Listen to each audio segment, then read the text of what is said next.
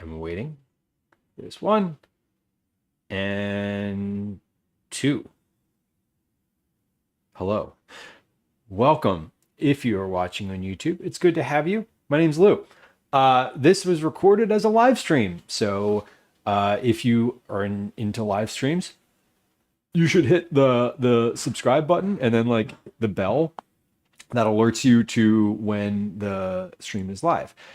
If you're watching anytime after May 26th, 2026 at approximately 13:32 hours Eastern Standard Time, you are watching a recorded version. You should hit the subscribe button and the like button, which would be awesome. Thank you for your support.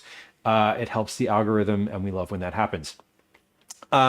Today on the stream, we're going to be doing a recipe development. We're going to make a zucchini salad. It is a raw zucchini salad. So using the term raw because zucchini is not something that typically you see used raw. It's usually grilled or fried or battered and fried, roasted even.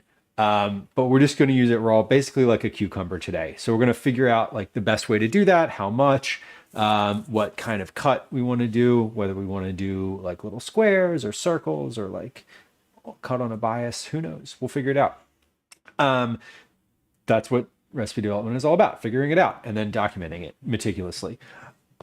Anyway, we're also going to be making some banana bread today. We're going to make a base off of a Mark Bittman recipe, but I'm going to kind of riff off of that and add a little bit extra to it. So it's not going to be exactly that, but it's close enough. So anyway, if you are hanging out anytime after the live aspect of the stream, you are going to hear me responding to chat messages.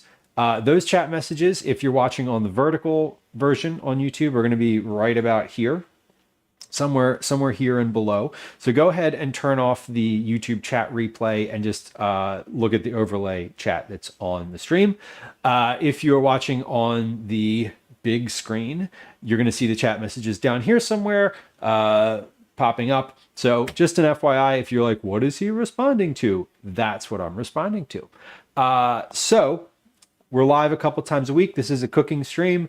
We talk about cooking and a lot of other stuff. But if you enjoy what you see, it'd be amazing if you hit the like button so other people can also find the stream and the videos. So we're going to get started. I need to get out my ingredients. I don't have everything staged today. Usually I'm like, here's a whole thing with like a bunch of ingredients. But I don't today. So we're going to figure out what we're getting out of the closet. We're going to get that out of the closet and then we're going to get started. I already preheated the oven. We're going to do the banana bread first so it can bake and cool down and then have a piece of it later. You know, so not like pulling it out of the oven and then being like, here it is, it's cooked and hot AF, goodbye. So that's what we're doing in the stream today. Thanks for hanging out. Welcome in. Amy, welcome. Hello, Amy G. Good to see you. Fellas, he says, I like to put zucchini on my kebabs when I grill them. I too like that. When you grill the zucchini on the kebabs, you have to pierce it through the skin though, or else it'll sort of fall apart in the middle. And you have to keep them really thick too. Epitaph, I too love zucchini. I got a bunch because mainly because I want to test this recipe twice. I want to do it once and then do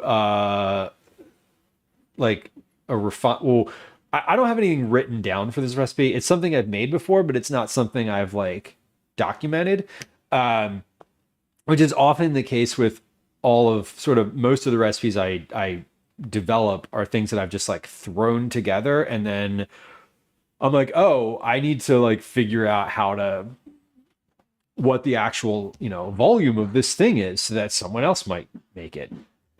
So we're gonna do that today. But usually whenever I make zucchini, I like to grill. I like to roast it on like a rack, a wire rack in the oven. And I also like to batter them and like pan fry them, like big rounds of zucchini. Those are my favorite, um, generally speaking. $20 says I love a zucchini boat. Never had it raw. It's firm. Like cucumber has this like mushy sort of texture to it sometimes, and zucchini like the other thing with zucchini is that if that I'm going to be kind of thinking about today is do I want to salt it first and let it drain a little bit? I think so, because when you salt zucchini, it gives up a ton of moisture. It's just like it's like yeah, like so I'm considering that like I probably want to salt it and put it in a colander to drain for like 10 minutes first. Creme Delish, welcome in. Michael, good to see you. Happy Tuesday. Mrs. H, hello, welcome in. Good to see you. I hope you're having a good one. Our next check-in. Nope, there it is. Lady Lyra, hello. Happy Tuesday. I was going to say our next check-in is 9,400 check-ins, and there it is. Fried zucchini is kind of amazing. I love like a little like just some breadcrumb, like egg, breadcrumb, fry it in a pan. Oh my god. Oh my god. It's so good. It really is. I'll also go to figure out dinner on stream today. I think dinner might just be pasta, honestly. There's some leftover. I'm like, wait, what is dinner? Dinner's banana bread. Just kidding. It's not. Maybe it is. Let's get out our ingredients though. So I'm gonna kind of start with these two recipes and go from there. And if you hear some like sounds of construction in the background, there's someone putting some work in putting some work in the basement. Our basement flooded 2 months ago and finally getting some drywall replaced because I'm not doing that. Flour, walnuts, sugar, baking soda, vanilla. Let's get those things out. Okay, where is the vanilla? So we have vanilla. I have baking powder, baking soda. All right. Here's the flour. Sugar. Now, I kind of want to use brown sugar in this because brown sugar stays moister. And every time I make this banana bread, not every time, but often when I make banana bread, it's like a little dry. And I don't know if that's a me problem, but I kind of want to see what happens when I use brown sugar in here instead. So maybe we'll do that. Are we installing cat tunnels? Sorry. Currently, no. Currently, they're doing drywall, but I will tell you, there are cat shelves ready to go, like the shelving ones where they can like run along the walls and stuff with like little ramps. If you hear construction in the background, it's because there's construction in the background. Right. This is true. It's because someone is it's because I gave Calvin his Sawzall for the end of the school year and he's just destroying the furniture. Wouldn't that be fun? No. Yes, for him and me, sort of to watch, but only briefly. Moon Dice, welcome in. Hello. Hello. So we have the sugar, baking soda. I got baking powder. I'm going to put some raisins in my banana bread because I'm a monster. I'm a monster. Not really, but I don't have walnuts, so we're going to use pecans, and that's okay. Bananas, I have eggs, or in the fridge. Vanilla extract is on the counter. So I flour, walnuts, sugar, baking soda, salt,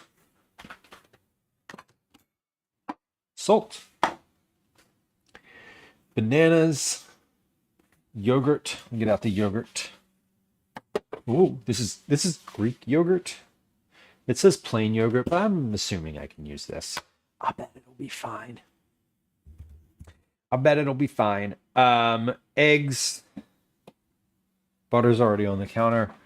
I say already on the counter as if I got it out earlier. I didn't really get it out that much earlier, but the longer I talk, the more it will come to room temp. This is true. Boris, hello, welcome in. A spicy element would be good. Yeah, it would be good. I am trying to keep this to a very minimal ingredient salad. I'm trying to keep this to like basically a base salad, and then what I'm going to do is suggest other things that you could put in there as well. Like, hey, this is really good just as it is with these like 4 ingredients, but you know, this would be great with a handful of fresh chopped herbs, or half a teaspoon of crushed red pepper, etc. So that's sort of my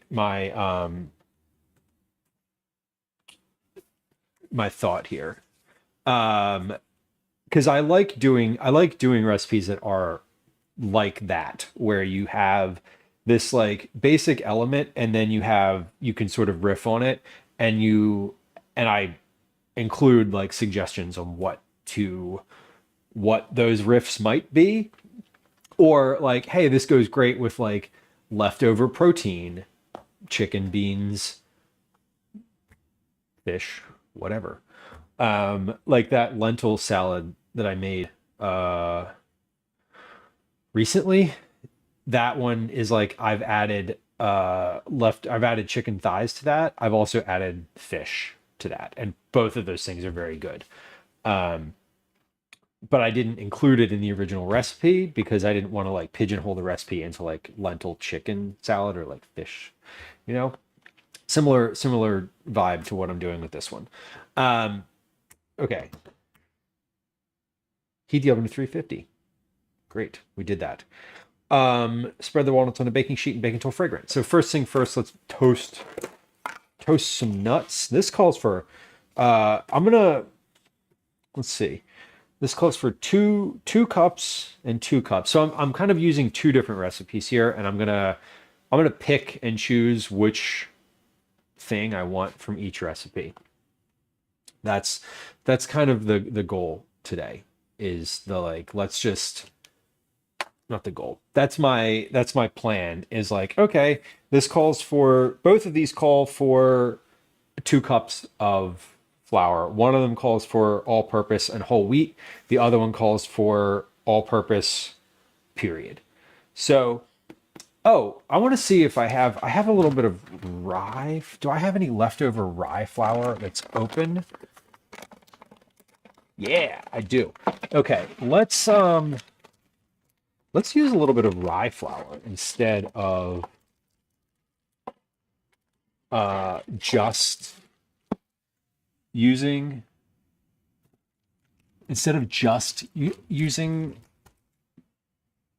all-purpose. And do I have any coconut in here? I actually don't think I have coconut, because the coconut, I love a little bit of coconut in the banana bread. That is one thing from the Mark Bittman recipe that I really particularly enjoy. But I don't have, unless this is coconut. What is this? Nope, that is not at all coconut. Oh, you know what? Maybe instead of raisins, I'll put some of these blueberries in here. That would be better. That would be better. And my kid prefers blueberries to raisins, so we'll do that.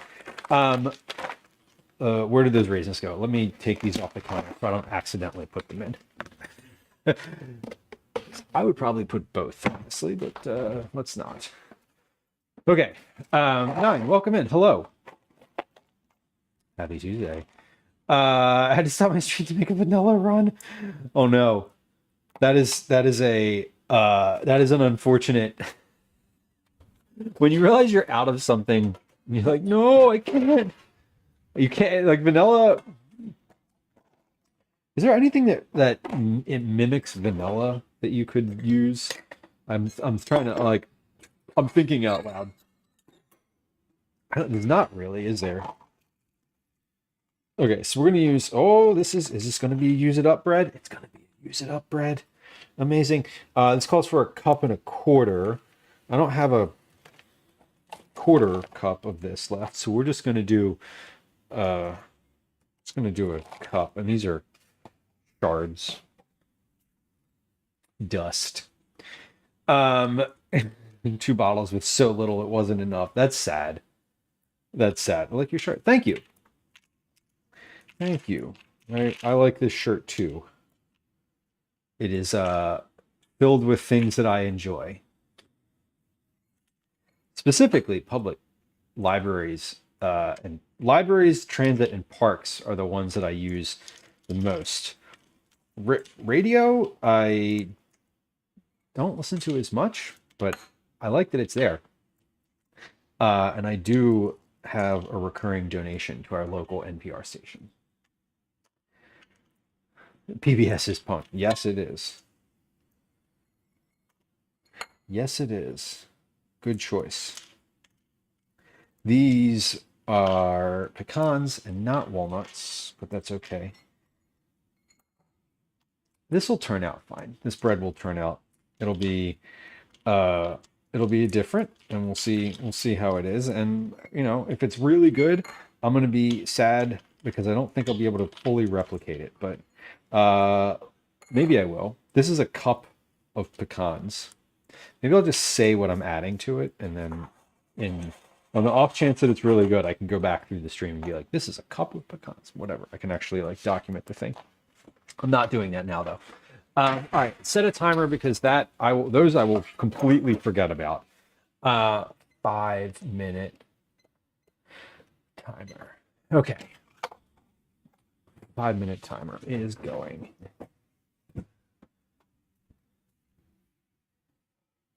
Let's get my red pan ready. This is going to be a relatively large loaf, I suppose, 9 by 5. But I'm thinking it's probably going to rise quite a bit. If it ends up being like more volume than I have in the pan here, I might make a couple, like just a few muffins, because I'm adding some more solids to this than the recipe calls for. So I might end up having more batter than I should responsibly put in this pan. But we'll see. We'll see when we get there. I'm not following any one recipe today.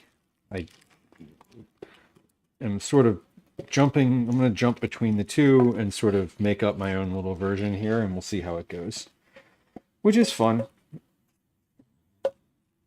I know that like rye flour, one of the things that I do not like about banana breads that I've made in the past is that I feel like they get dry. Like they're kind of, I don't know. Let me wash my hands real quick because I want to spread that butter around in the pan with my fingers, and I don't want to do that with my unwashed hands. But I feel like banana bread gets dry easily, and I don't love that. I like when it, obviously I want it to hold together, but when it's super kind of oily, I think is the, I don't know, that's not a great way to put that. Saying that you like oily bread is not really that inspiring, but I want it to be moist, more than usual. So I know that rye flour tends to hold moisture better. So I saw it in the cabinet and I'm like, well, let's use some of that. So we're gonna do that and see how it goes. That's the goal. I'm making sure I get down in the corners here. I'm gonna wash my hands again because I literally just slathered them in butter and could have used a glove, but I also didn't want to waste the glove. Angry Rook, welcome back. Recipe with wheat germ in it. Nice. The one recipe that I usually make has whole wheat flour, which is pretty, which I do love. I don't think I've ever used wheat germ specifically. Okay, so here's this. Timer is going. Timer is happening. We're gonna get a little, just a touch of flour inside of this pan and tap it around so it gets all around on the inside.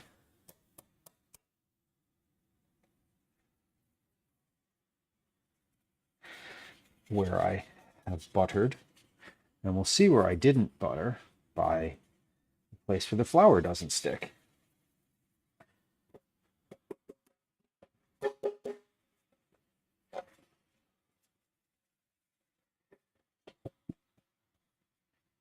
Oh, I need a little bit more flour than that. Amazing. Usually I put way too much, but today, not enough. Cool. Never want to flour a pan again. So every once in a while I forget to flour, like to do this with quick breads, and then I'm like, oh shit, like it's all stuck in here. And then I'm annoyed at myself. What you don't have to, I don't think. I like to because it's just like an added like extra layer. I personally find it a little annoying. And I don't love when the bread has like flour all over the outside of it, but I've also had the whole thing just stick in the pan before. So that's always the most frustrating. I forgot when I made the carrot cake recently, I forgot to put the parchment layers in the bottom of the pan. I was just looking at that stream the other day. I was like going back through and, oh, these smell great. I was going back through and clipping that stream and getting annoyed at myself all over again because I like forgot to do the thing. Spread the walnuts. Whisk the flour, sugar, baking soda, salt, and walnuts together in a large bowl. Set aside. Mix the mashed bananas, yogurt, eggs, butter, and vanilla with a wooden spoon in the medium bowl. Lightly fold the banana mixture into the dry ingredients with a rubber spatula until just combined and the batter looks thick and chunky. Scrape the batter into the prepared loaf pan. Okay, so this calls for 2 eggs, 6 tablespoons of butter, and a 1/4 cup of plain yogurt. And 3 bananas. The other recipe calls for, no, that's not the right recipe. 2 eggs. Okay, so 2 eggs, 3 bananas, 3 bananas. This calls for 8 tablespoons of butter, so 2 additional tablespoons, but no yogurt. So I do like the yogurt in here. So I think we're gonna go with the yogurt. A teaspoon of vanilla extract. This one calls for a teaspoon of vanilla extract. Yeah, 1/2 cup of walnuts, 1/2 cup of coconut. So these recipes are very, very similar. One uses baking powder and the other uses baking soda. Interesting. I wonder which one. I don't know the answer to this because I'm not a baker by trade or by education or even by experience. The type of experience I'm looking for anyway. I baked a lot of stuff just from recipes. I'm wondering if one of those react better with like yogurt or something. I don't know. I think I'm going to use baking soda and just see how it goes. This one calls for 3/4 of a teaspoon. This one calls for a teaspoon and a half of baking powder. Interesting.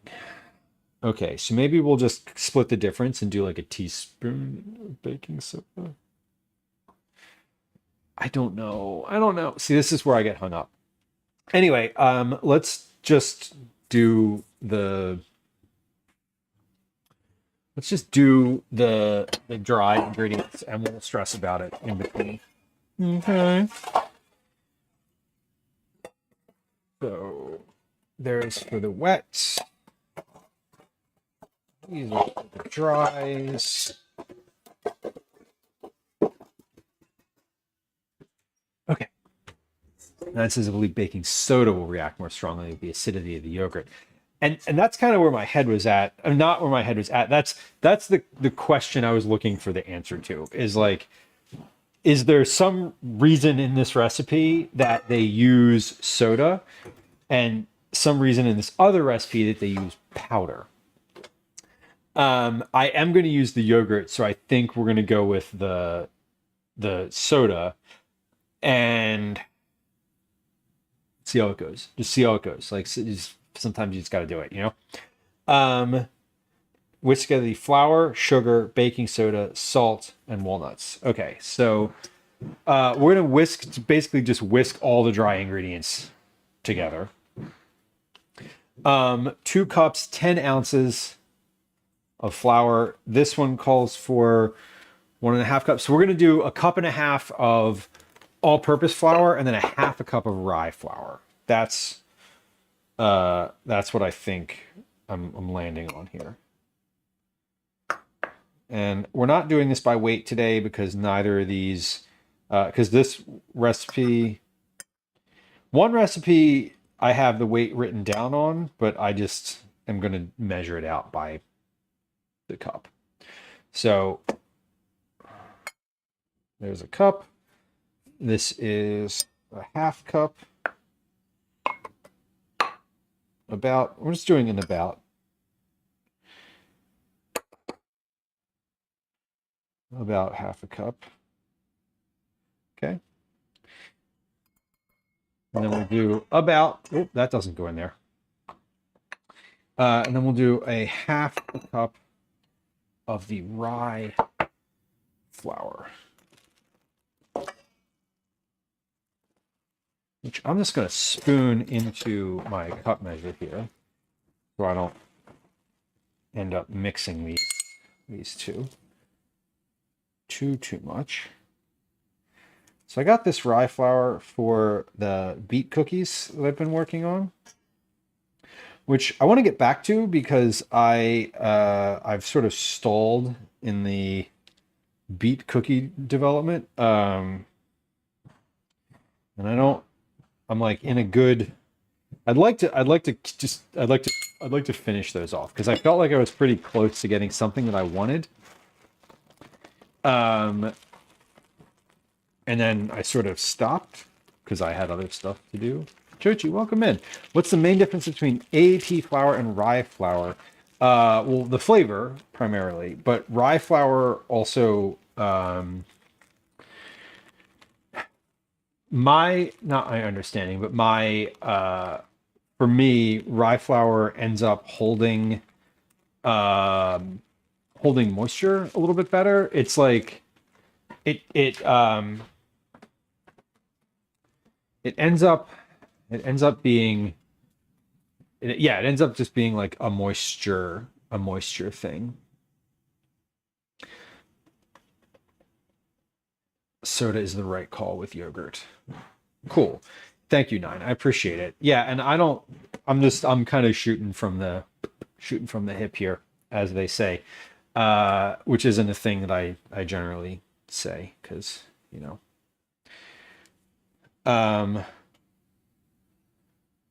Okay.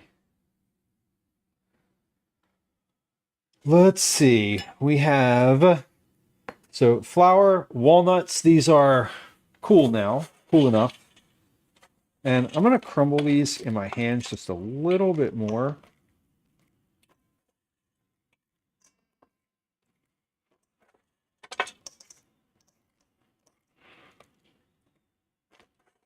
Than what they were in the pan. Powder activates with just liquid. It doesn't need the acidity. Okay. Should I put some lemon juice in here too? I don't think that's a good idea, but I could.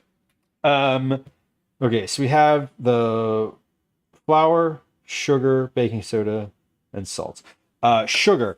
I said I also, in addition to changing up the rye flour, I want to use brown sugar, which is also a little bit more moisture dense than your regular granulated sugar.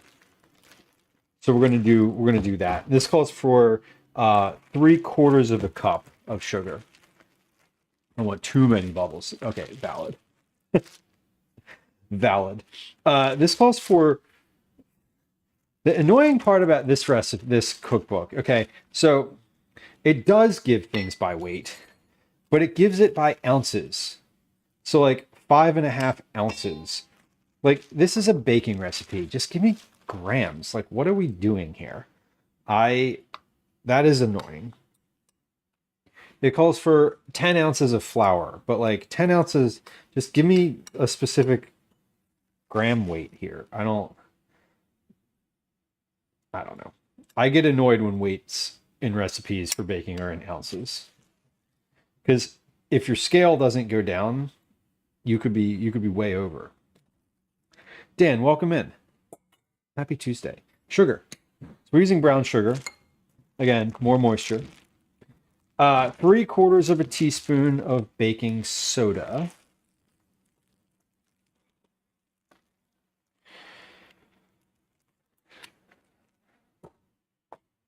No, we're not going to use the cup measure for that, because that would be obnoxious. This is half a teaspoon. Let's dirty one thing instead of two, and we'll just do this 3 times. 1, 2,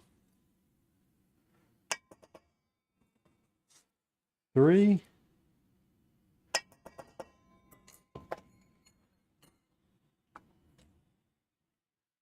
So we have the flour, we have the sugar, we have the baking soda. Salt. Salt. How much salt does this call for? Half a teaspoon of salt, it says. So we got 1/4, 1/4, 1/2. How much does this other recipe say? Just for, it calls for a teaspoon. Let's put a little bit more. There we go. 3/4. Why not? 3/4 of a teaspoon salt. Dan says, I hope you and the fam had a good holiday weekend. I did. We had very different holiday weekends. I took Calvin camping for the whole weekend, and Gwen stayed home alone with the cats. So we both had the weekends that we wanted to, which was nice. Catastrophe says, I've used AI to convert recipe into weight measurements. Actually, just this morning. Does it do you double check, like, does it work? I saw something someone was complaining about the new Paprika app update where it like does that, and it was like, wow, these are way, I was like, this is way off from what like reality is. They were like really not making light of it. They were like, WTF, you checked. Yeah, I feel like that's something I would want to check, because it also is like different too. Like, I don't know. I have this magnet on the fridge that says that a cup of all-purpose flour weighs 5 ounces or 142 grams, but like sometimes it's not. Like sometimes if I'll like perfectly level out a scoop and put it in, and it'll be like more or less. That's why when I say ounces is annoying, it's like it's not precise enough of a measurement. Like 142 grams is super specific. But I mean, it's pretty precise, but like if your scale doesn't go down to like 0.00, you could be way over or way under. Actually, it could be way over. Probably unlikely to be way under. Okay, so we whisk together the flour, baking soda, salt, and walnuts. I'm also going to add into this some blueberries. So we're going to do like maybe 1/4 cup of blueberries. I've had these in the closet, in the baking cabinet, and I just haven't used them. And I'm like, okay, like now what, you know? So we're gonna add some blueberries to this. Actually, I'm just gonna add the whole thing. What is that? It's about 1/2 cup. All right, that's fine. That'll be fine. Be fine. No problems. Speaking of adding moisture to the thing, and let's add just a few chocolate chips. Not a ton. And not these either. These are cinnamon chocolate chips. No. There's a reason these are still in the cabinet, because I don't like them. But we do want to add some chocolate chips. Now that I've like thought about it, let's find the real chocolate chips in here. There we go. Oh, I do have coconut. I just didn't see it. Okay. Carly, welcome in. Hello. All right. For the sake of measurement, we're going to do a 1/4 cup chocolate chips. And then I'm going to add just a handful of coconut. I'm not even going to measure it because I don't want to add too much. This is the sweetened coconut. Usually I use unsweetened coconut. Why do I even have this stuff? Oh, I know. I had this because I was developing a macaroon recipe, which is different than a macaron or macaroon, which actually turned out really, really, really good. And I kind of want to make those again because now that I'm thinking about them. So I added about a handful, a generous handful of sweetened coconut. Moist and delicious, the bag says. Great. That's what we're going for. Let me wash my hands now because they're a little sticky because I just had moist and delicious coconut all over them. And so they used the Barefoot Contessa macaroon recipe. I love a macaroon. And not the the French like macaron, whatever, like those. Camille making the joke that I had in my head. Moist and delicious was my nickname in college. Listen, I don't know what I had to say about that. I guess I was going to say it's why limit it to college. I like chocolate dipper macaroons. Ooh, like the coconut ones that have like the chocolate shell essentially on them. Those are very good. And now I definitely want those.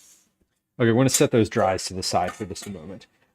Mix the mashed bananas, yogurt, eggs, butter, and vanilla with a wooden spoon in a medium bowl. Okay, it calls for a 1/4 cup of yogurt. So this says serving size, 1 container. Okay. How many ounces is this? This is 5.3 ounces. So this is about a 1/2 cup of yogurt. So we're going to do like half of this, right? We mix this together first. So a 1/4 cup, according to this, is 2 ounces. So I'm going to put about half of this yogurt container in here. For the sake of, I just said, ooh, ounces are awful for measuring. Guess what? Let's see if we can measure these. So my scale goes down to the hundredths of an ounce. So that is about 2.3 ounces. So that's okay. We'll just do that. 2.3 ounces of yogurt, which is fine because we added a little more baking soda. So cool. We did a teaspoon of baking soda. Plain yogurt, 2 eggs. So let's get our eggs together. Do I need my cup measure for anything else? No. Okay, so I can just put the eggshells in there. My compost bin is out to be collected still. I put it out this morning, and I think the collection had already come by when I put it out, which is like So annoying because that means it's just going to be in there for another week. And the thing is that it was already in there for a week because I forgot to put it out last week. So it's both full and composting, which is not great. Okay, so this calls for unsalted butter, melted and cooled. This calls for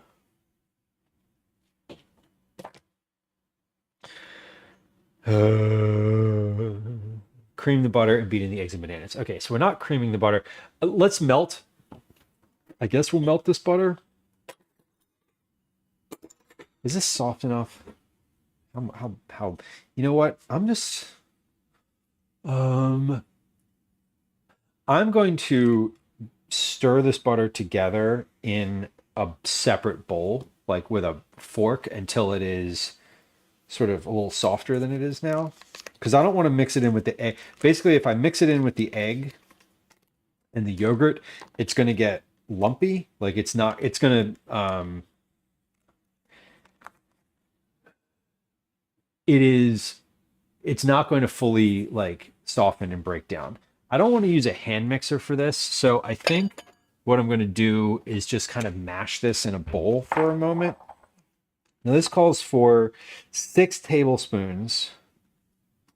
I'm just going to use the whole stick because I don't want to cut 2 off of this. So whatever. We're going to use 8 tablespoons because the other recipe that I have calls for 8 tablespoons.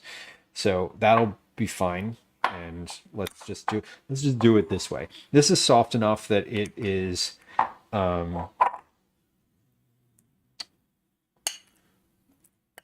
mixing. And yeah, I basically just want to like it calls for the one recipe calls for mixing it with a stand mixer. The other one says to melt it. I am just going to kind of soften it in this here glass bowl for a minute until it's like a little bit softer than sitting on the counter. And then we'll mix it into the egg, yogurt, vanilla mixture.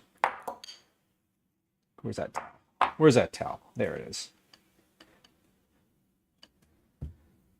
Instead of holding this up in the air, I'm going to put it on a towel so we're not like smashing this glass bowl against the counter. Buzz Darling, welcome in. Hello. Happy Tuesday. Tuesday, May 26th, 2026. This live stream was recorded on May 26th, 2026.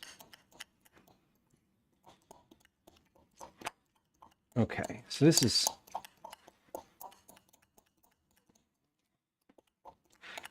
good. So instead of getting out the stand mixer and kind of doing all of this, or getting out the hand mixer and doing this, I still might get out the hand mixer if this ends up being too chunky for my my liking.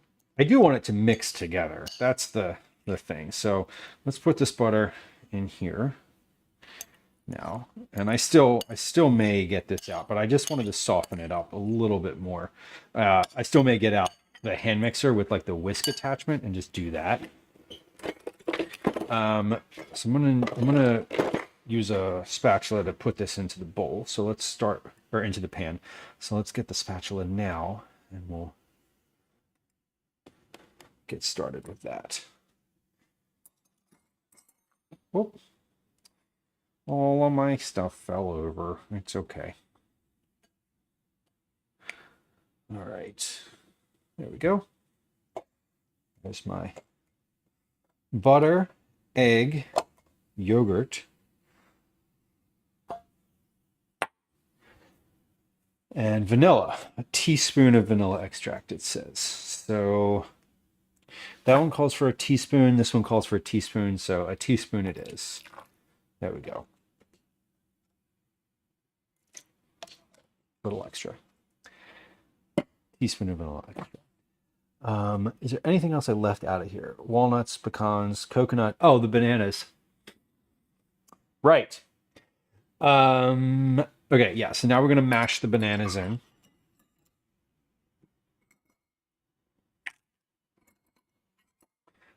those in with the fork. So we have 1, 2, 3 ripe bananas. Oh, that one's very ripe. 3 ripe bananas. And these are definitely like dark brown spotted bananas. These are like perfect banana bread bananas. They have not been in the freezer either. These are like these bananas came camping with us and then came back, which is never great when you've got when the bananas don't come back in the same way. It's like the bananas went to like war and then they come back and they're like, we've seen some shit. Exactly. Catastrophic. I'm gonna add a 4th banana to this too, because I really don't banana bread without like a chunk of banana in it, like an actual chunk of banana. I like it when it has like like when you can see like a visible piece of banana in there. So I'm adding an extra banana. We're gonna do 4 bananas, which means I still have 2 on the counter. The 2 that are still on the counter are the 2 that are the best looking, which is not to say they look great. It's that they're the best looking of the ones that looked awful. Okay, so we have 4 bananas in here. Mix the mashed bananas, yogurt, eggs, butter, and vanilla. Then we fold the banana mixture into the dries. Okay, so we're mashing and we're mixing the eggs. Just kind of mash all this together. At this point, I'm not going to use a hand mixer because I don't want the bananas to puree. Right? I just want them to be chunky. So I'm gonna and instead of mashing right now, I'm just stirring this. So I have some big chunks in here, and the butter is definitely incorporating the way that I want it to. It was soft enough, having been on the counter for probably, 30 minutes or so that I was talking. All right, this looks pretty good. And we have some big old banana chunks in here. Moondice, you're obsessed with zucchini bread. I love some zucchini bread. It's like zucchini season, or it's about to be anyway. The summer is like here. At least it feels like summer. It did not feel like summer this past weekend. I'll say that. It felt cold this past weekend. Calvin and I were camping and it never got above 14 degrees Celsius. So cold and rainy, which was fine. We are, Calvin and I are both very resilient campers. So lightly fold the banana mixture into the dry ingredients until just combined and the batter looks thick and chunky. Scrape the batter into the prepared loaf pan. Okay. So we're gonna use a wooden spatula and scrape this in.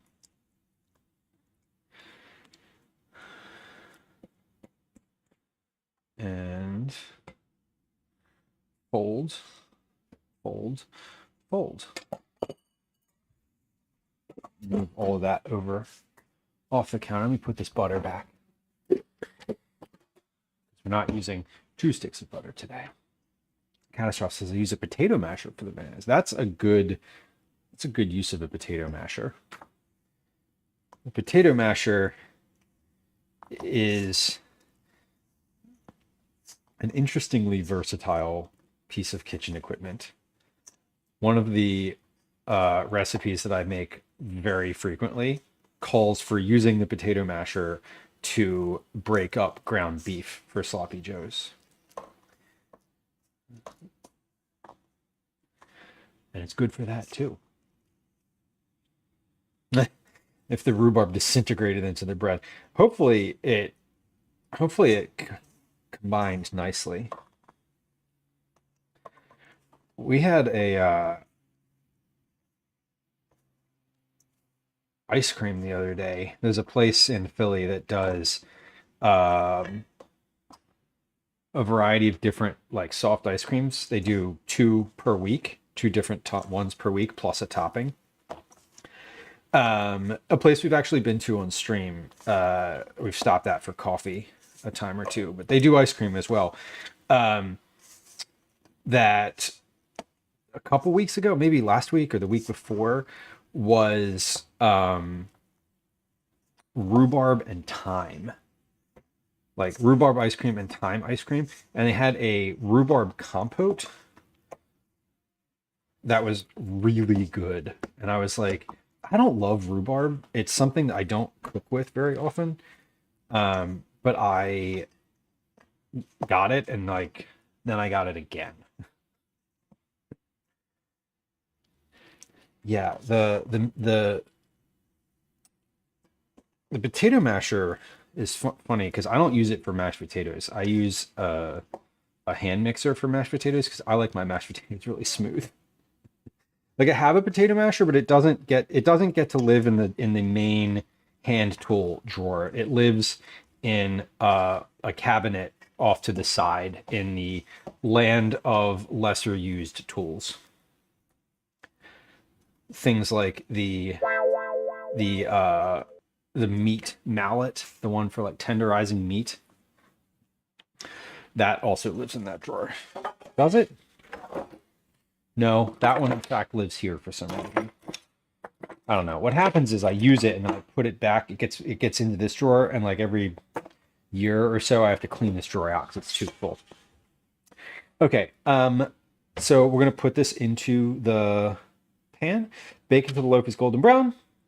55 minutes.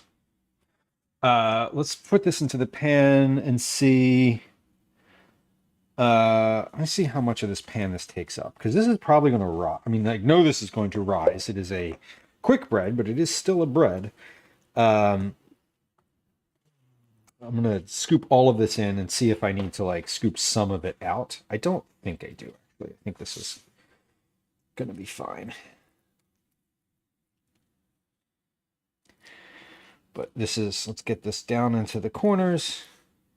And then we're going to do a little trick here that works for these types of loaf breads.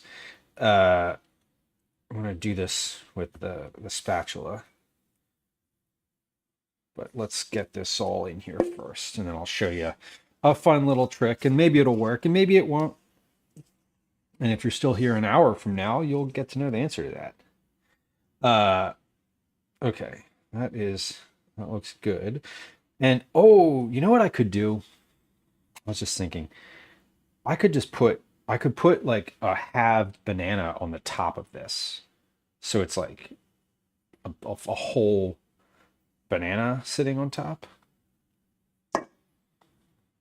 Do I really want to do that? Maybe.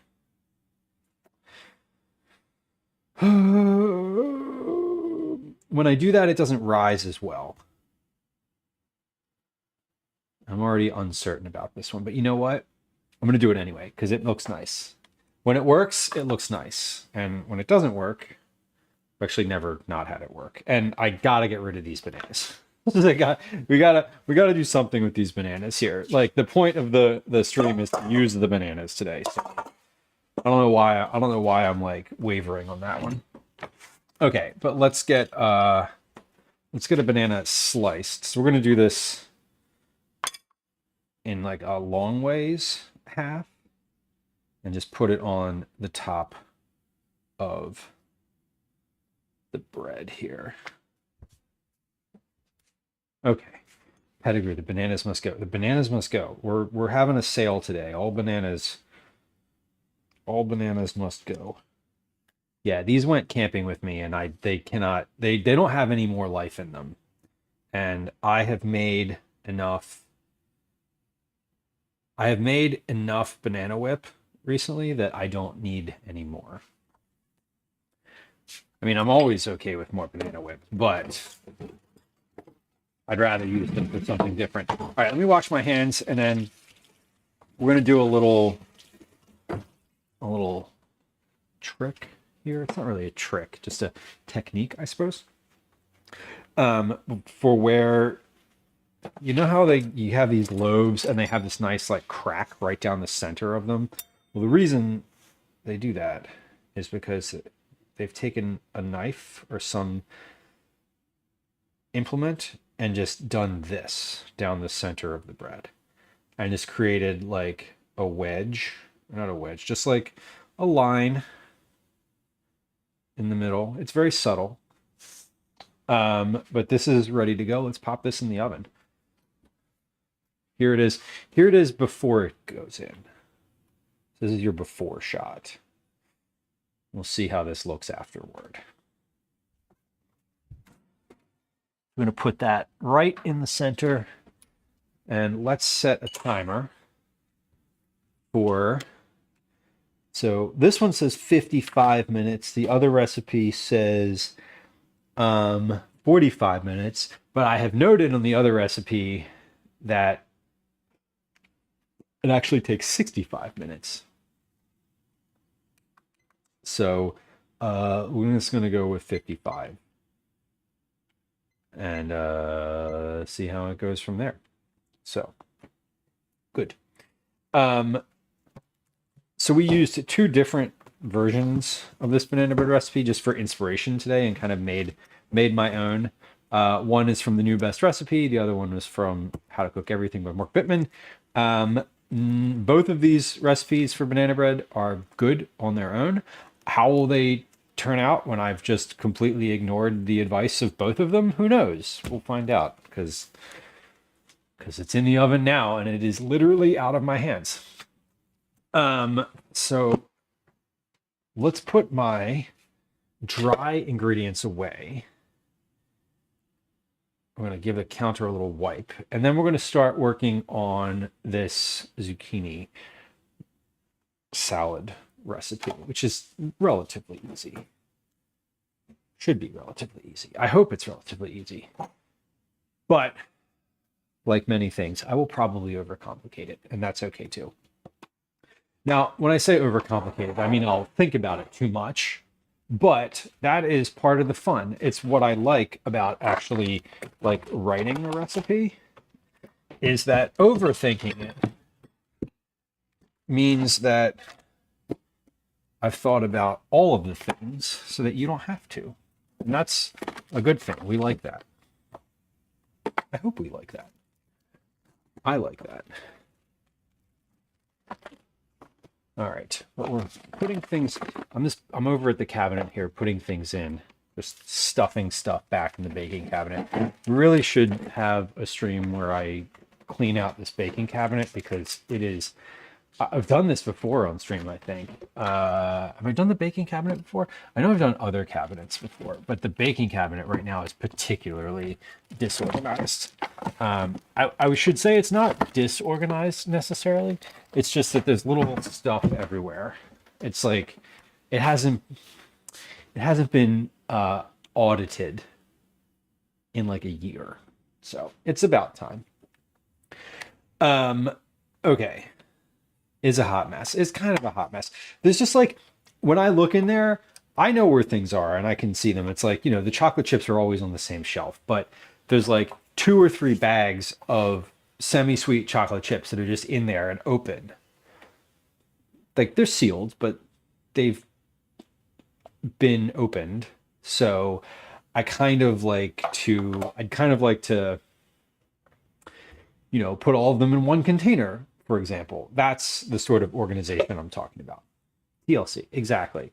Exactly. I don't think anything in there is expired necessarily. I do think that there are things in there that could be consolidated. Like, I know I have at least two different types of rye flour in there. I can just put them in one bag. You know, like, I don't really care that they're 2 different brands. They're both rye flour. Like, we're not that specific and picky about it. Okay, let's turn. our attention to this this recipe. Let me read what I wrote here. In terms of like the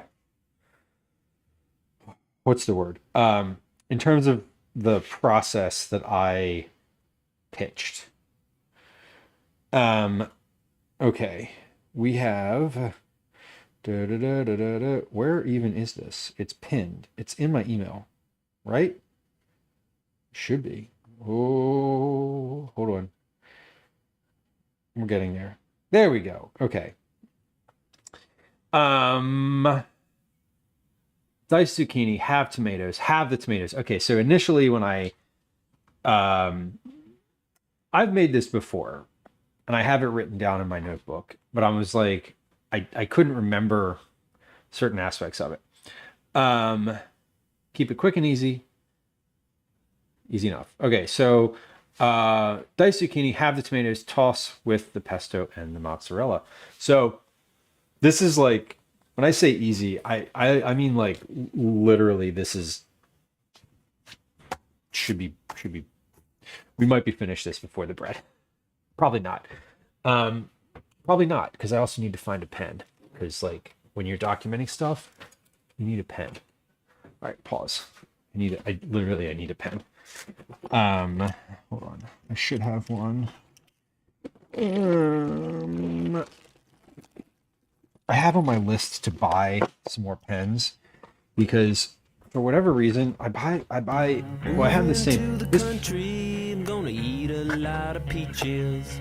I'm moving to the country. I'm gonna eat me a lot of peaches. I use the same pen for everything, and it's really frustrating when I can't find one. There are other pens available in this house, but I gotta use the same pen. It's part of my fun little quirk. Okay, so we have zucchini, obviously. Zucchini, mozz, pearls. These are grape tomatoes. 1, 2, 3, 4, 5, 6. 1, 2, 3, 4, 5, 6. Grape tomatoes. And 1, 2, 3, 4, 5, 6. Pesto. So these are all the goal. The goal of this is that we use, for most of my recipes, I like to write them the way that I would want to use them myself, or rather, I like to develop them the way that I would prefer a recipe be presented, which is use the whole container of something. If you're using a can, if you're calling for something out of a can, use the whole can. If you're calling for like grape tomatoes, for example, they come in these 1 US dry pint containers. Use the whole container. Like straightforward, just use the whole container. So we're going to, here's what we're going to do. I need to have a good final volume of this. The one thing that is easy to adjust in this is the zucchini. So I know that 1 dry pint of tomatoes is the same pretty much everywhere. Like weight-wise, it's going to be the same. I also know that the 8-ounce container of mozzarella pearls is going to be roughly the same everywhere. It's the ones that I like to get are the Belgioso brand. They're like the most common ones. There's another brand called something with a C. I took a picture of it in the store this morning. The other brand that I had considered was Claudio, Claudio, which are a little bit more pricey than the Belgioso ones. So also when I'm working on a recipe, I like to go to like the most sort of big box grocery store I can go to, so that I know like what I'm buying is going to be as universally available as possible. So the grape tomatoes, like different brands, obviously in different locations, but like a pint of tomatoes. Um, I'm using these Belgioso mozzarella pearls. These are the 2.5 gram little ones variety. So I I like these because they are smaller. They're like quite a bit smaller. Um, and for what I'm doing with this salad, like I'm taking the zucchini and what I've done with it in the past is diced it like cube in little cubes. So roughly the same size as these. Now these are smaller than the pearls, like the general like mozzarella pearl balls. Belgioso is the only brand that I know that makes these mini ones. So I but the thing is that both the mini ones and the regular size ones, which are twice as large, they both come in an 8-ounce container. So you're buying an 8-ounce container either way. Like it's roughly the same volume. Now, the other thing with this salad is I don't actually think that I want to use the whole container of this. What I want to use then, if I don't use the whole container, I want to use half of it. The reason for wanting to use half of it is that if you double the recipe, you can just buy one container instead of having to buy. I also don't love when you get a recipe that's like you want to double it and you have to buy like 3 of something and then you're using a quarter or half, 3/4 of the third one. So I try to think when I'm considering like the actual development process of the thing, I want to ensure that I'm using either the whole container or a full like half of the thing, especially for like a cold salad where you might want to double this if you're making it for a bunch of people. I think this is probably going to serve like 4-ish people, maybe 5. I don't know what the final volume of this is going to be. What I do know is I want a roughly equal ratio of tomato, zucchini, and mozzarella. So we're going for that. We're going to start with the tomatoes because this is, as I said, these of the ingredients that you're going to buy, 3 of the 4 of them come in a container. Now the pesto that I got is also a standard pesto. This is the Filippo Barrio brand pesto. This is the most common, I think, that I am aware of. This is also the least expensive. So 2 things are very important in this sort of in a lot of what I'm considering is just like this is the cheapest pesto you can buy and it's broadly available. So the other thing that I do when I'm trying to work on a new recipe is I'm looking at different stores. And I'm not like going to different stores. This is where Instacart is great because I can look at Instacart, I can search for mozzarella pearls, and I can see where they are. I can see who has them and what price they are. And now obviously the price for delivery is different than the price in store, but like I can see that this pesto is available at basically every grocery store in Philadelphia, every like big grocer in Philadelphia. And it's across all of those on the delivery site, it's the cheapest on all of them. Is it different prices on different stores? Yeah, it is, which is whatever. But it's also notable. So what we're going to do is I think I'm going to end up using half and half. I'm going to start, let's say this. I'm going to start with using half and half of the pearls and the pesto. And then the zucchini is obviously the kind of the variable here. because you can usually buy zucchini by the each. So, I want to figure out how much these tomatoes and how much of the zucchini, and we'll kind of get those roughly even. Not necessarily weight wise, but like volume wise. That's sort of the thought here.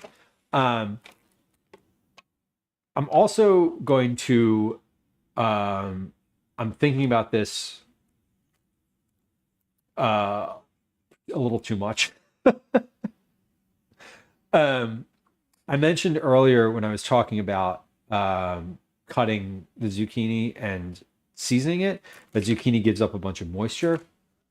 I'm considering whether or not I want to salt this ahead of time, or not salt it ahead of time. Whether I want to salt it and then let it drain and then mix in the mozzarella and pesto. Because I think the mozzarella is very moist. The pesto has some oil in it. What I don't want is for this salad to be one where you season, you make it and you season it, and then you let it sit for 10 minutes and it's sitting in a puddle on the bottom. That is awful. Like, that is generally like not ideal. I'm gonna get out 3 zucchinis to start with. And then we'll see if we need more than that. I'm imagining that 3 is probably fine. Let me clean these off and give these a little bit of a scrub at the sink, because these I got this morning at Iovine Brothers Produce in Reading Terminal Market, and they were not washed. I didn't do anything. I just put them in a bag and brought them home. So I'm gonna wash them off, and I'm gonna start with the tomatoes. I think what I'm gonna do is I'm going to assume, basically, I'm gonna start with these in a colander, both the tomatoes and the zucchini. I'm going to like give a little weight for each of them, weight and volume for each of them. I'm going to salt them. I'm going to let them sit for 10 minutes and just see what kind of liquid they give up, because I know that they'll give up a bit, but I don't know if it's going to be too much. There's nothing in here to absorb either. That's the thing, is like there's no absorptive. What is even that word that I'm thinking of? If they have too much liquid, they're just gonna sit in their own liquid, and we really, really don't want that. So we're gonna put them in and salt them. Marianne, welcome in. Blacksmith, hello, welcome in. The hoodie, which this one. that one's a new acquisition. We like that one. Let's hold off on this. That bowl is too small for what I want. This one is perfect. Okay, so again, we're way over engineering this, because I want to make it easy for the end user. So I want to know if this gives up a bunch of liquid. So I'm assuming it does. And if it does, one of the things that I want in my process here is to put this in a colander, salt it, put it in a colander, and then let it marinate essentially for a little bit. Blacksmith, this is a new acquisition, this hoodie, and I wore it to the gym today, and it was well received. Actually, I had someone stop me on the street and be like, "Can I take your picture?" I was like, "Sure." It's pretty funny. That is not a thing that happens regularly. I am not a style influencer, as I'm sure that comes as a surprise to y'all, but Getting stopped on the street to have someone take a photograph of clothes that I'm wearing is not a thing I'm used to having happen.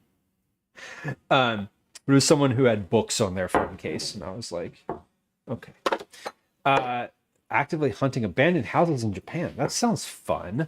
What time is it in Japan right now? It's got to be. Is it like it's early morning, right? It's like 4 a.m. Okay, so we're gonna cut these. First off, let's get a weight on these tomatoes just straight up. I'm gonna get a weight and a volume. Oh, you're not like out in the. Okay, sorry. I'm just like you said hunting, and I'm thinking like ghost hunters for some reason. Not just like Zillow hunting, which I don't know if that's what you're doing, but okay, so these are 9.9 ounces. Grams are 281. And then volume is, so this is 1 pint, which is usually is 2 cups. Dry pint. Yeah, 2 cups. So halved is going to be a little less than that, obviously, because they're, because they are going to be less air or less space in between them when they are cut in half. Okay, let's get to cutting. I'm going to put these in the right back into the measuring cup. Let's cut these with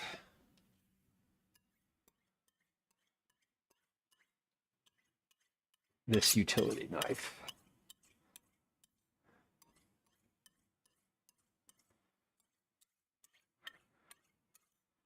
Okay.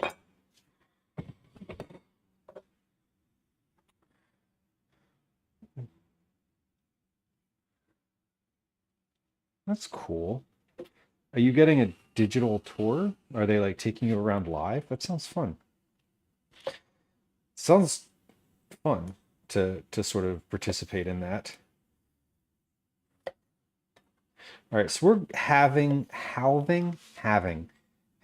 these. We're cutting these in half vertically.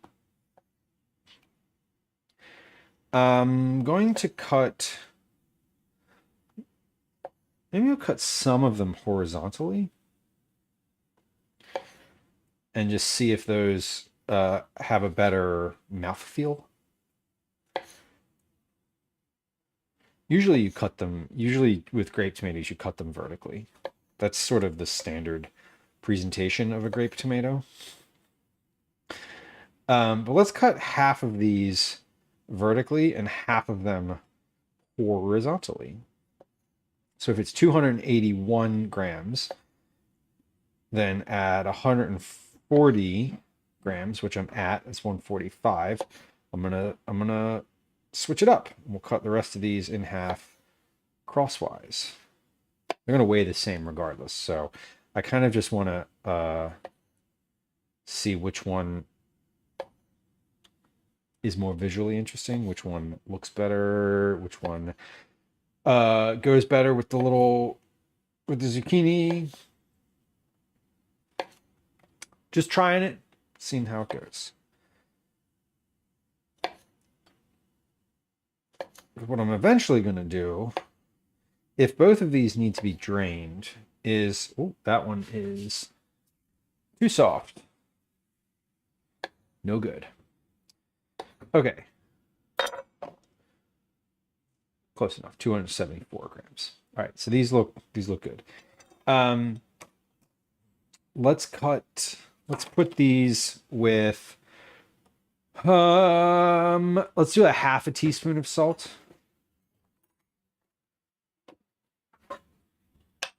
How much salt is in this pesto? That sounds like a really fun approach to buying a home. Having an abandoned home that was built in 2005. So it's 21 years old. That's not too bad. At 8 grand. That is kind of a steal. Why are they, you have to ask, why are they abandoned? Is there a, like, I mean, I'm sure there's a legitimate reason for that. Sodium, 650 milligrams per quarter cup. They inherit them and don't want to renovate them. Okay, valid. That seems, yeah, you inherit a house and you're like, I don't want to deal with this. Would you not still have to pay taxes on it though? Do they not do that? Not in Getty, welcome in. Happy Tuesday, May 26th, 2026. Enjoy your lurk. Okay, I'm going to toss these with, I feel like a teaspoon of salt in the whole thing might be a lot. Let's start with a quarter teaspoon. Let's start with that because I'm thinking about it. I'm thinking about it in this moment. I'm like, that feels like a lot of salt. And I feel like if I toss these with a quarter teaspoon of kosher salt in a little colander, does the salt go through the colander? Yes. Yes, it does. Okay, let's toss these in. Here's what we're going to do. We're going to put them in the bowl. We're going to toss them. I'm going to mix them together in a larger bowl than this. This is not the right size bowl. Wait. Oh, shit. I don't have any larger bowls. I do. Okay, fine. I just don't have another. I don't have another of the exact same bowl. That's okay. We're gonna put them. We're gonna mix them with a quarter teaspoon of salt, and then we're gonna put them in the colander while I. That's a half teaspoon. And then we're gonna put them in the colander while I slice up this zucchini. So I think a half teaspoon of salt in the whole thing is what I'm going to start with, because the mozzarella is already salty and the pesto is already salty. So I don't need a ton of additional salt here. Now, some of that salt did end up sitting in my colander. So let's just put these, we salted them. I'm going to put them in this colander and set them to the side and see. Let's give I'm just going to start my timer, the count up timer, and we'll see how much salt or how much liquid we end up pulling off of here. So again, if I don't have to put these in a colander to drain, like if this only gives up like a very little bit of liquid, I'm not gonna fuss over it. Like a little bit of liquid is fine. And that might be a thing where like if it does give up a little bit of liquid and I say in the recipe, like, you know, if you don't want to drain these, it's fine, but be aware that like there will be a little liquid in the bottom. So, okay. So we had 2 cups whole plus 1/4 teaspoon salt. Let's cut up. I want to cut up the zucchini because I know how much the tomato was in terms of volume and weight. So we're going to weigh each of these zucchinis separately, so I know I can give like an average weight because they're all different. They're like roughly the same size, but I just want to give like, you know, an average weight of the zucchini. So this is 295 grams.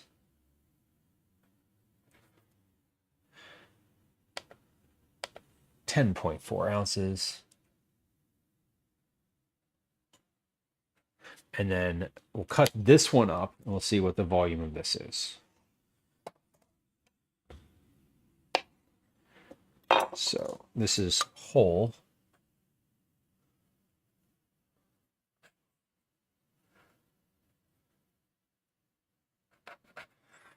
and then I'm making notes here as we go so that I have all of the information from the whole thing. Like, how much did the whole zucchini weigh? How much does the diced zucchini weigh? All right, so this is not particularly seeded. Let me cut this in half in the middle. Yeah, okay, so these ones are pretty solid in the middle. So this one has, it's not coming through very well because the white balance. But it is, this one I can just dice like squarely. 9, welcome in. Did you get the vanilla? Did we do the vanilla? Are we have we vanillaed? Welcome in. Welcome in. Friends who joined us with the raid, and friends who are new, perhaps lurking on YouTube even. Nice to have you.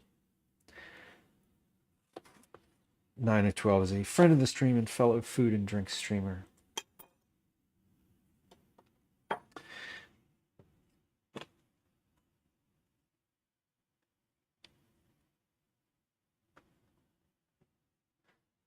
Got the vanilla while listening earlier. Excellent. Excellent. We have a shout out in chat. In the chat. Friends who just joined us, friends who are lurking. Thing number 1. Welcome in. Thing number 2, follows are silent. If you're new to the stream, maybe you are lurking, maybe you've been hanging out for a little while, maybe you just popped in. There are no alerts or sounds. There's no, I'm not going to say hi to you if you hit the follow button. So just be aware that if you want to follow, great, please do. You can follow anonymously and continue with your lurk. Friends who are hanging out here. My name's Lou. This is a food stream. We do cooking here for the most part. We do some IRL things as well. I'm a recipe developer. I'm a home cook. I'm a parent. I live in Philadelphia. My pronouns are he, they. I'm happy to have you. We are generally a very chatty bunch. We like to chat about food. It's kind of the vibe is generally like you're at your friend's house, sitting at the kitchen counter, and hanging out. So that is the energy that I hope to put out into the world. We have what we're doing today is we are working on a couple things. So we have a banana bread in the oven. I'm working on a recipe, and I'm trying to figure out how to dice up this this zucchini here. So I've cut it. So basically I've cut it into slabs. Like I cut it into thirds lengthwise, and then I'm cutting it into 1, 2, 3, 4, 5, 6. So I'm cutting it into thirds, and I'm cutting it in half lengthwise. And I'm slicing it up. And I'm realizing I didn't peel this zucchini. I don't think you need to peel the zucchini. I generally prefer not to peel anything. I don't love peeling my vegetables. And I just tried a little piece of this just to see what the texture of it was, because I don't have raw zucchini very often. Usually when you eat zucchini, it's cooked, and the skin is the most sort of obvious part of the zucchini. Excuse me. In this, it's not. It's kind of like the whole thing is kind of dense. Okay, so this is 9.5 ounces cut up, 2 cups. The tomatoes were 9.9 ounces. So this is good. We have like, this is a very similar weight. And this was 1 zucchini. So I think what I'm going to do, just going to proceed with 1 zucchini worth of solids in here because I want the ratios of zucchini and tomato to be roughly similar. If I get to the conclusion of making this and I'm like, that wasn't quite enough salad, or like that wasn't quite enough zucchini or whatever. I don't want to go overboard right now or like too much. I don't want to go too much here. So, cut up. This is 270 grams. And what do they say? 9.5 ounces. And then 2 cups. So how did I make this? I slice lengthwise 3 times. Then I halved those. And then dice. Now I have basically 2 different size dices that I did here. This is an architectural ruler. We're going to measure the size of the zucchini. This is about 1/2 inch. Yeah, 1/2 inch squares. I think 1/2 inch squares are roughly, let's pick a big chunk out of here. What size is this? They just look bigger. Maybe they're not actually bigger. No, that's 3/4. 3/4. Okay, so we'll say 1/2 to 3/4 inch. You don't want people to get a ruler out, but you do want to give them like a rough size. So folks, welcome back. The recipe stuff is going pretty well. I have a banana bread in the oven. It's got about 20 minutes left on it before we check it. I'm working right now through the sizing and seasoning of the tomatoes and the zucchini. And we're checking to see whether or not the zucchini and the tomatoes give off enough liquid to justify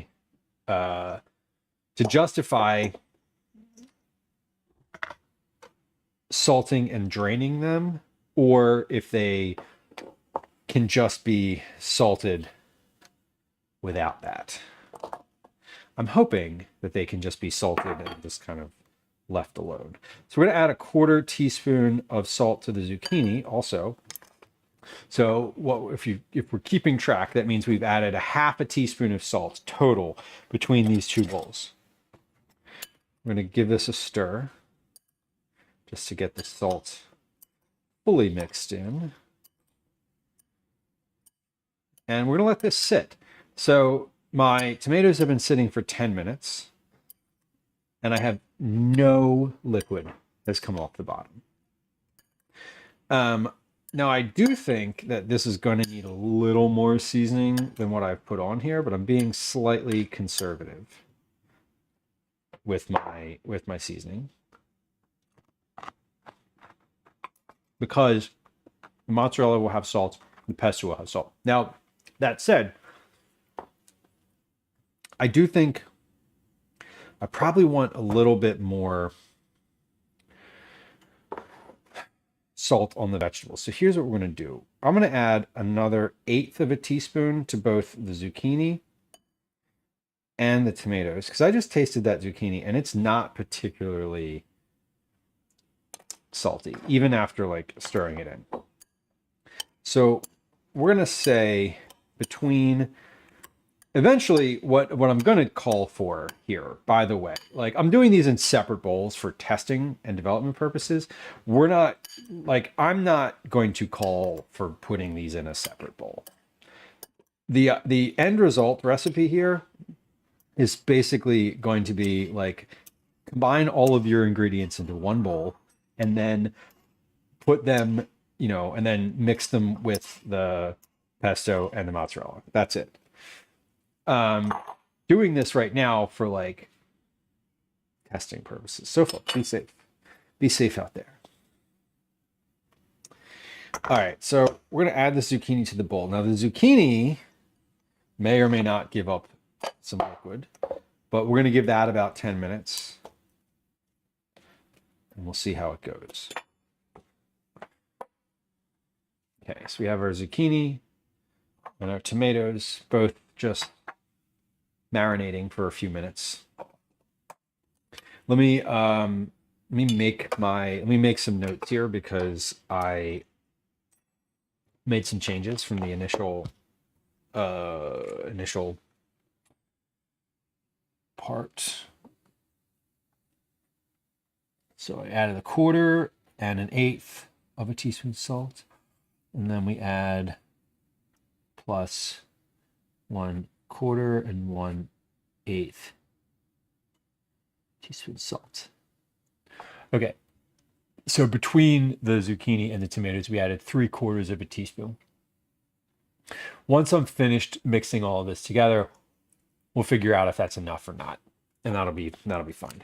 Okay, so while those are just marinating and giving off something, maybe, I'm going to wash my hands. That's what I'm going to do. Then I'm going to get the mozzarella pieces together and figure out if I need half of those, all of those. The whole recipe, by the way, like all of this, I'm going to test it again, and I'm going to test it. I'm going to like write up all my notes and sort of consolidate them into like a really straightforward recipe. And then we'll probably test this again. Might even test it again today. I don't know, but we'll see. Basically, if it doesn't make enough, maybe I'll just do it again today. But this should all, generally speaking, take about 5 minutes. So we're doing a lot here, just to get the specifics correct. And this is all just sort of, I don't want to say behind the scenes, but like, you know, if you have someone who's working on a recipe and wants it to work, this is the type of thing that they're doing, essentially, is like measuring, tasting, measuring, cutting, like just sort of doing all of this nitpicky stuff so that the final version can just say, you know, take 1 pint of tomatoes, cut them in half and toss them with salt. Take a zucchini, dice that, toss it with salt, you know, add them to a bowl, toss it with this amount of salt, add this amount of pesto, this amount of drained mozzarella pearls, period. Like that's the final version of this recipe is that. Like it's just takes a bit to get there because I want it to be salted well, but not too much. I want it to be not liquidy. So I want to understand if I salt this, because tomatoes and zucchini are both vegetables that give up a ton of liquid when you add salt to them. For example, if you're making zucchini bread, right? Usually when you make the zucchini bread, you grate the zucchini and then you wring it out in a towel or cheesecloth to give up liquid. And it goes from like this much zucchini to like a cup of zucchini. All that liquid is still in here. And what I don't want is to make a salad and then have the salad have a giant puddle at the bottom of it. We definitely don't want that. So we're going to drain these pearls here.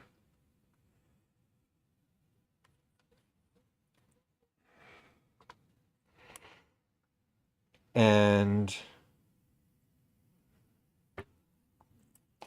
okay, those are drained. And I want to add roughly the same weight of these. Now these are a lot denser than the tomatoes and the zucchini. These are 8 ounces for the whole 8 ounces for the whole package. So I don't think I want this whole package in here. Let's see what 4 ounces looks like.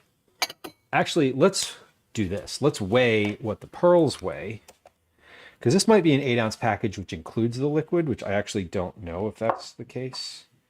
So hold on, are these bowls the same size? They are.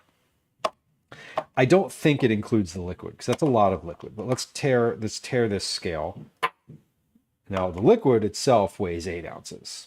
Okay, great. Liquid weighs 8 ounces. The pearls weigh 8.6 ounces. So close enough. All right. So I think what we'll do is, and I'm saving the liquid because if I don't use all these, I'm going to pour it back in here, and then we'll just have it be for later. But let's see what 4 ounces of these pearls looks like. So roughly half. So 4.3 is the half. 4.45. Okay. Yeah, 4.35. All right, so that is about a cup.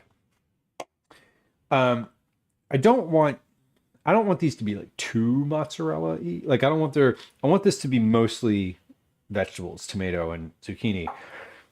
But if I do, I'm going to mix all of this together, and then we'll see if I want to add more of the pearls or not. Again, I've made this before, and when I've made this before, I've just kind of dumped everything together. And not really thought about it. It was like, oh, that was pretty good. Today, I'm just trying to make sure that like the ratio is actually good too.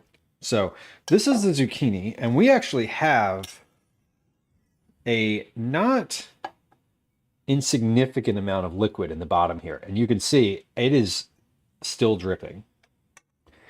We did the zucchini second. So I'm going to let that sit. This has been in here now for about 10 minutes or so. So what I think, that little bit of liquid that is still dripping, and it's dripping consistently. So I don't know if this is going to be super visible down here, but if you take a look,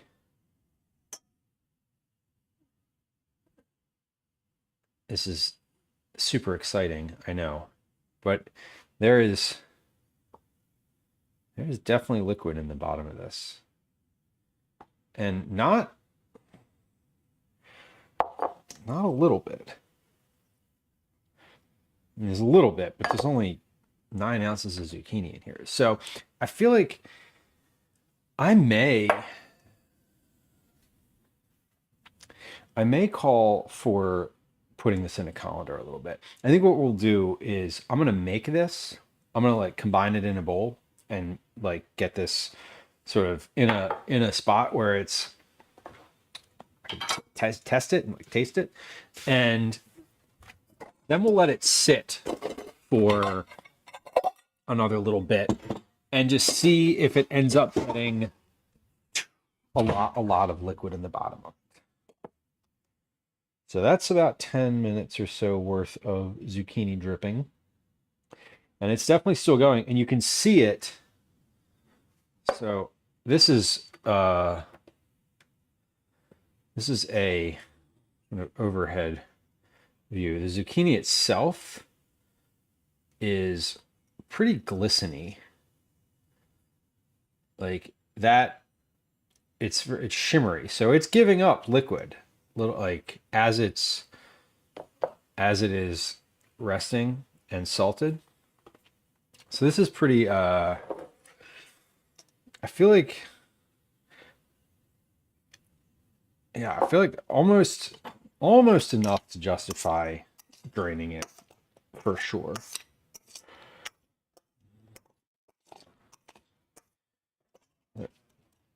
I think that's probably about where I want to about 10 minutes or so. I wouldn't, see the other thing though is there's like a balance of this. It's like, is this, I don't want to say like make this salad, combine the tomatoes and zucchini and let them sit in a colander for 30 minutes. Like, because that sort of defeats the purpose of this being quick, right? What I might do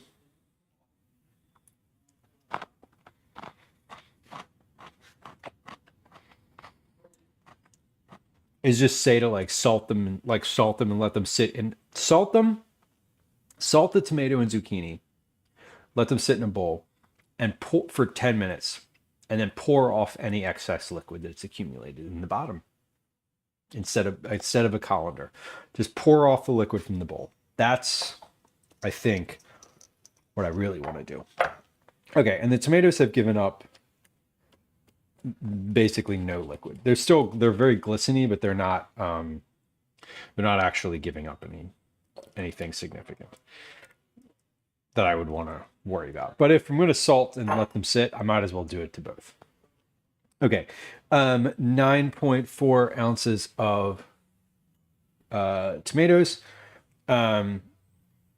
which is the same as it was before. Zucchini, I'm going to add this in now.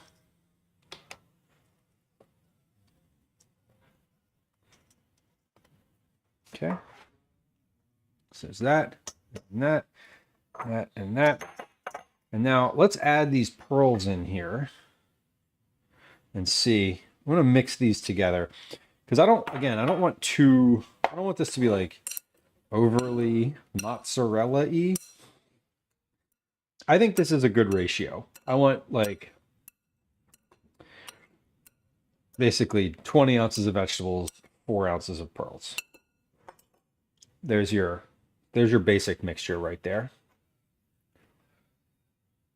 Mozzarella, tomato, zucchini. And then the pesto, I'm going to add about half this jar. So again, we're going halvesies here. Half of the pearls, half of the pesto. 6.7 ounces, 190 grams. So let's add 190 divided by 2 is 95. Let's add 95 grams of pesto to this. I'm going to take a chopstick and just kind of give this a little bit of a stir here so it's like dry on top and then, you know, the oil has sort of sunk to the bottom. So let's sort of reincorporate.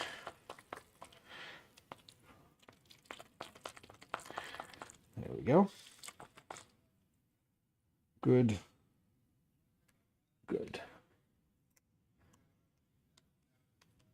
Now the other thing too is that I'm imagining I'm going to need to add more salt to this ultimately. And the more salt I add, the more liquid will come off of here.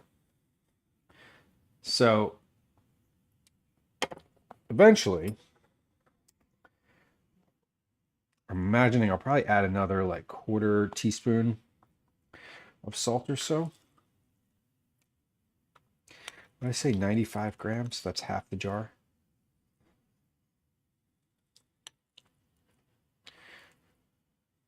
$97.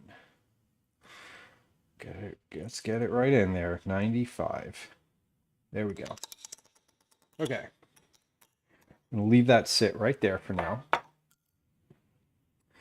The pearls I'm gonna put back in their container. Put the liquid back on them. And put the lid back on them. And put them back in the refrigerator. Because these, I don't want them to be sitting out too long. Okay. But this is half of a jar of pesto. I'll mix this in. I'm imagining this will probably be enough pesto because a little bit of pesto goes a long way, but I might want more. And then we're going to taste this. You know what I did not add to this? Any pepper. And I personally love pepper in pretty much anything I can put pepper in. So let's add a half of a teaspoon of pepper as well.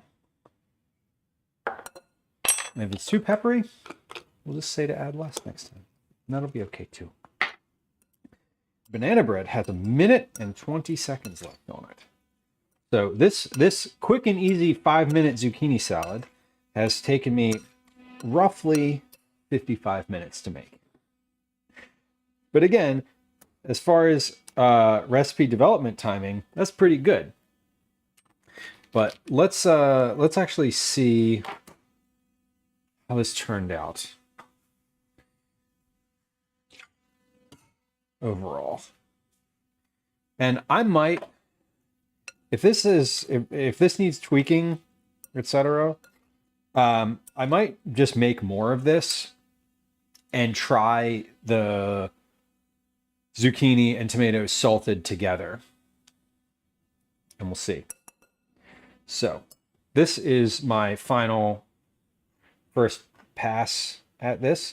This is raw zucchini, mozzarella pearls, grape tomatoes, and shelf store-bought pesto. And what do I use to eat this with? Spoon, I think. This is a large. Oh, hold on. Pause. We can't taste this yet. Why can't we taste this yet?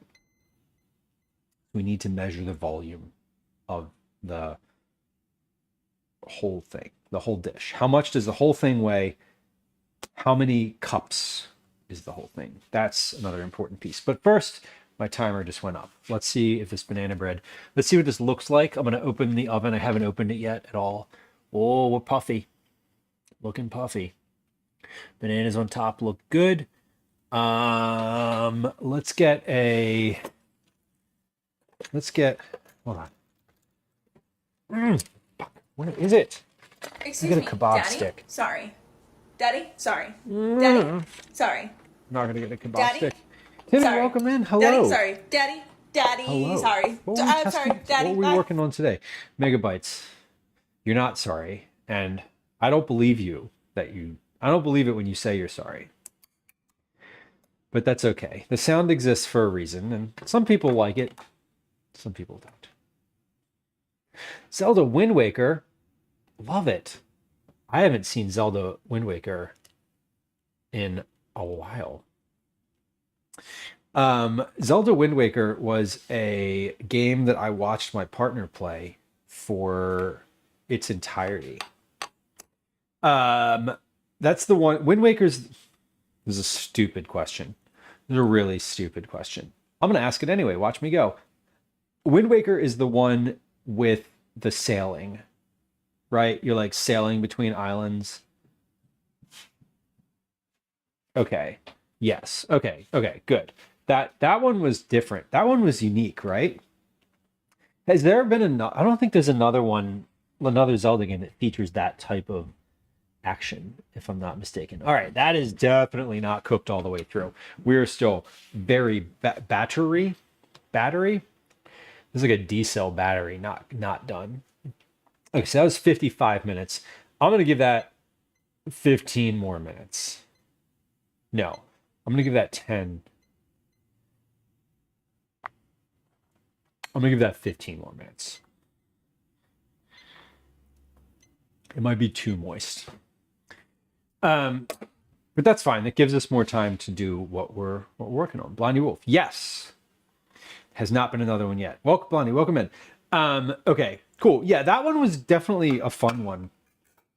I have never played a Zelda game myself, but I've watched my partner play a bunch of them. She used to play them on the Switch. No, the GameCube. She used to play it on the GameCube, and I watched a bunch of them. GameCube and maybe the Wii? I don't remember. There was one on the Wii too, right? Of course there was one on the Wii. It's Nintendo. It probably launched the Wii with the thing.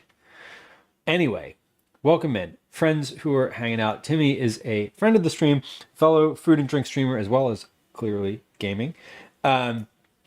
does recipe testing, what how is it that you put it, social, like viral social recipes, um once a week, and then variety, a midweek take choose your own adventure stream. um and is as I said, a fellow food and drink streamer. If you're interested in food and drink and gaming, including Zelda, which is fun, whatever grabs you that week, uh, there's a shout out in chat for Timmy. Friends who joined us, my name is Lou. Welcome in. This is a food stream. We do cooking and IRL stuff here, mostly cooking, a little bit of IRL. It's nice to have you. I'm a recipe developer. I'm a parent. I live in Philadelphia. My pronouns are he, they. I'm happy that y'all are here.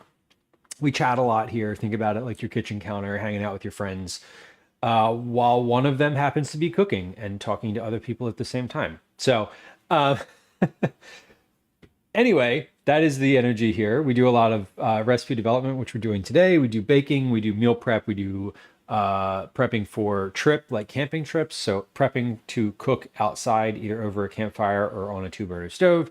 We also do IRL adventures out in the world, which I think we're going to do tomorrow. And if you're new to the stream, follows are silent, so there's no alerts, there's no sounds. I'm not going to say hi to you or ask you questions if you hit the follow button. They're completely anonymous, so feel free to hit the follow and enjoy your lurk. And if you want attention from me, you can chat or use any of the channel point redeems. So, but welcome in. Skyward Sword and Twilight Princess were the ones for Wii. Okay, and there was a Wii console that was Zelda themed. Of course there was. It probably had a case that went over the little Wii remote that looked like a sword or something, right? Am I assuming correctly?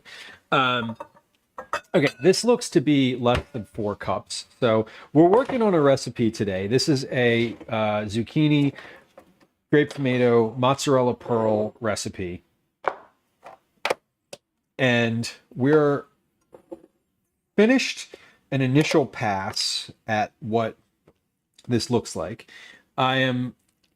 Before we get into like the eating / consumption aspect of this, I need to measure the volume, both the weight and volume, so I can determine what a serving size of this might be. I think this serving of this is about a cup. So far, this is looking to be about 4 cups. And if we consider that this is like a side salad, right? This isn't like going to be your main portion of dinner in any capacity. Maybe it is. I don't know. I'd eat this whole bowl. Yeah, that is 4 cups. So a serving, 726 grams total. Let's put that in ounces too, because it's America and people like ounces for some awful reason. Mozzarella pearls were 4 ounces. So the pesto was also 95 grams, because that's half. It's 6.7 ounce jar, right? Used to be a 7-ounce jar, but now it's not. Okay, so the final is 726 grams, which is 25.6 ounces, and 4 cups. So a serving is going to be 1 cup. So 1 cup of this, if we divide 726 divided by 4, 181.5 grams. 181.5 grams should fit nicely, exactly into this container, because this is a cup. So let's try that. Just see. Let me make sure that that is true.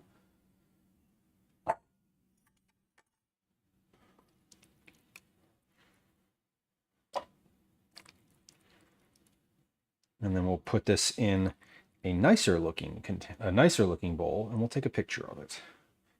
And then we're going to taste it. We'll check for seasoning. Seasoning doesn't weigh very much, so we don't need to we can measure the volume and weight. Oh, there we go. 181 grams. That is basically exactly a cup. That's perfect. Okay.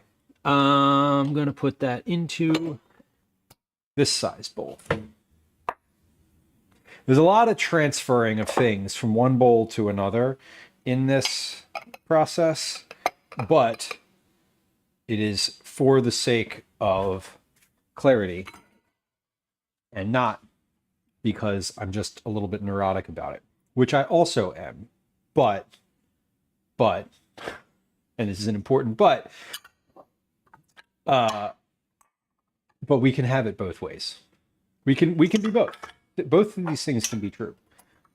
I'm allowed to be a little bit neurotic about developing a recipe to an exact specification, despite the fact that it's only a couple ingredients, right? And that's okay too.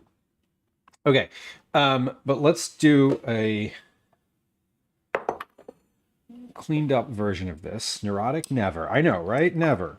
Never. Who, me? Couldn't be.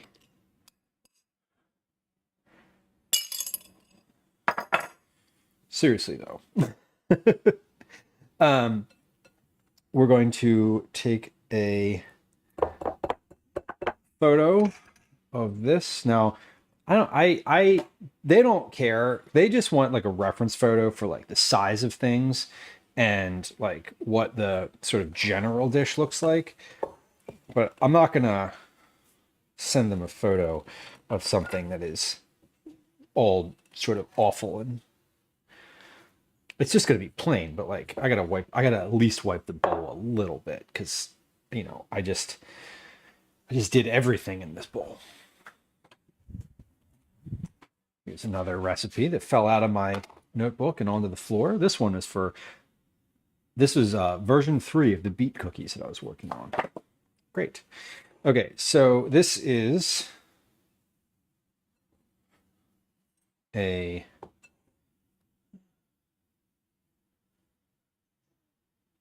photo. This is a phone. It takes photos. This is an individual portion. This is the whole thing, minus the individual portion.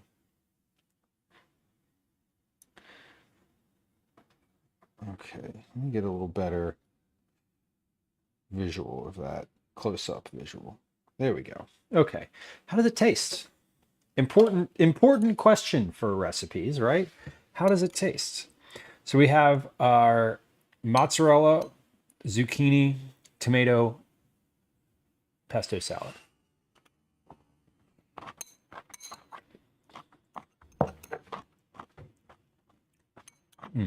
I love pesto. Well, this is pretty good. I don't think I need any more salt on the zucchini. The pesto is salty. The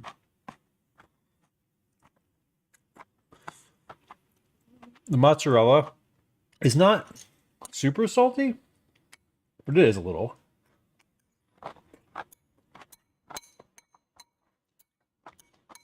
I think the store-bought pesto is covers a lot of bases here. So I'm pretty happy with this.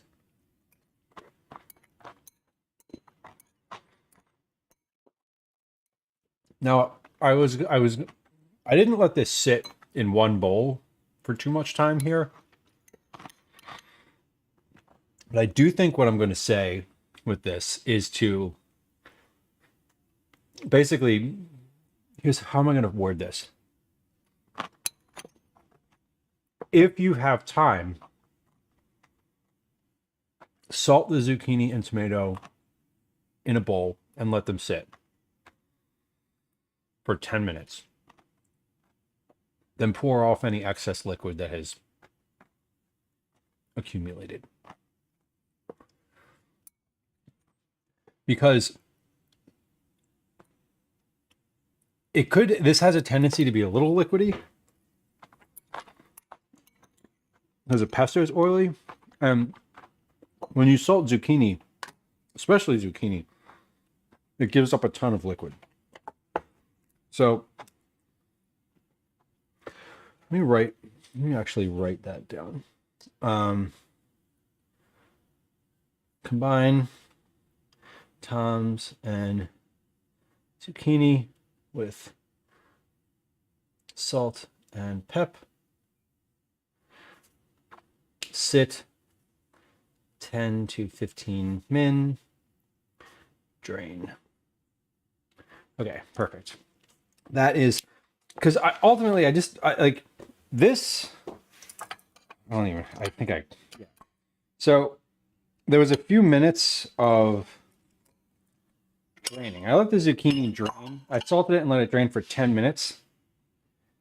And that's what drained out of the zucchini. So if I had not let that drain, all of that would be in my final product. That they were glistening. So you could wipe them, right? Megabytes, you could wipe them for sure. You could salt them. You could toss them in a bowl with salt and let them rest on a towel or a paper towel lined plate. You could salt them and put them in a colander. I'm thinking, I want to keep this as easy as possible. So yeah, Blondie, I did have them separate.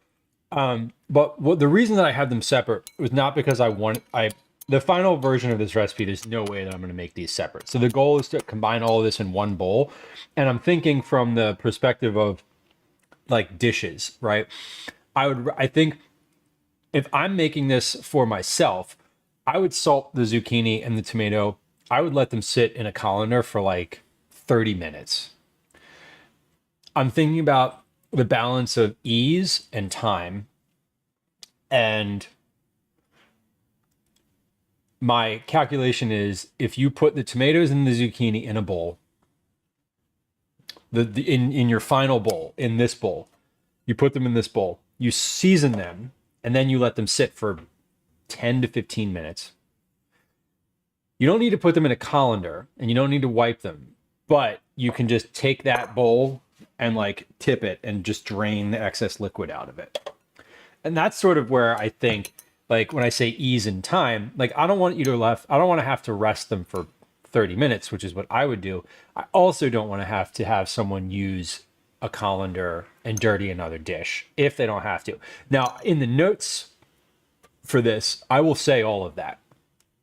I will say, if you have time, it would be great to let this rest seasoned in a colander for 30 minutes or on a towel or in a towel lined plate, something like that. But I also don't want this to be a quick and easy salad recipe that takes 30 to 40 minutes to make. That's not the vibe. So there is a balance of those things. Kathy, welcome in. Hello. Mega, it is kind of like an eggplant. Yeah. And zucchini just gives up so much liquid. I was saying this earlier, when you make zucchini bread and you squeeze all the zucchini out and it gives up like cups worth of liquid. Now, I know that I like this and that this is good because I'm going to have some more of it. Because this is tasty. Also, I was considering, like, do I want to add more mozzarella pearls to this? I do not. This is a good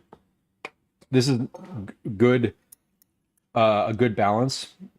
Like, I'm getting a pearl in every bite, and I'm getting like several zucchinis. Kathy, thank you for your resubscription. Thank you for your Prime resub. Oh my God, I love a Prime sub.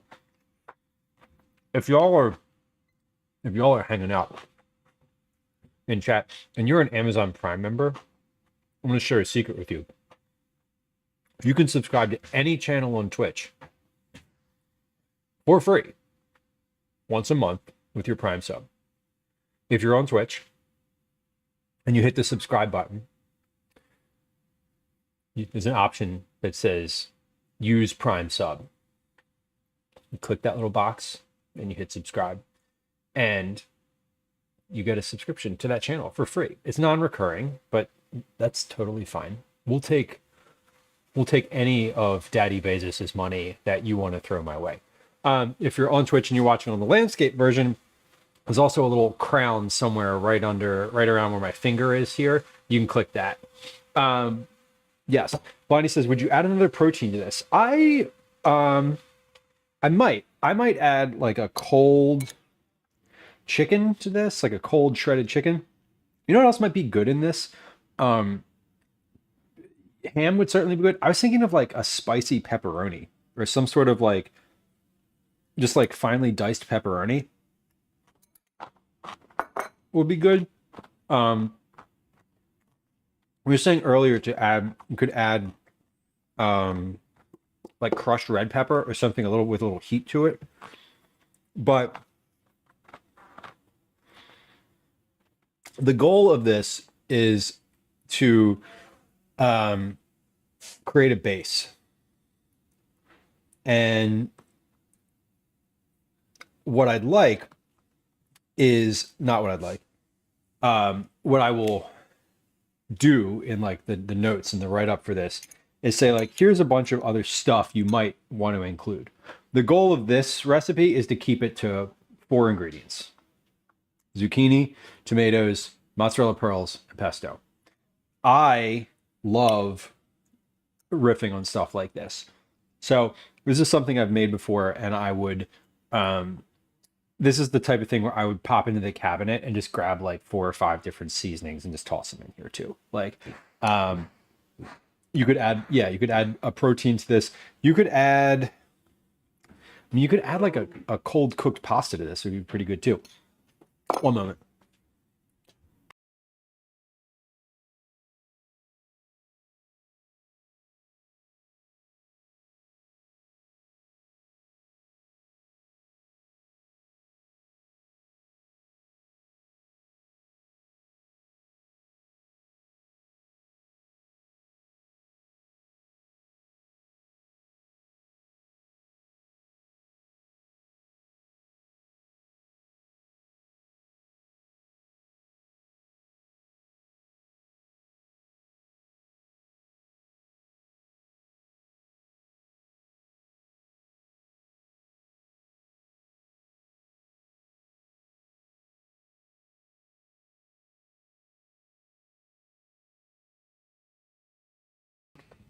Okay, sorry.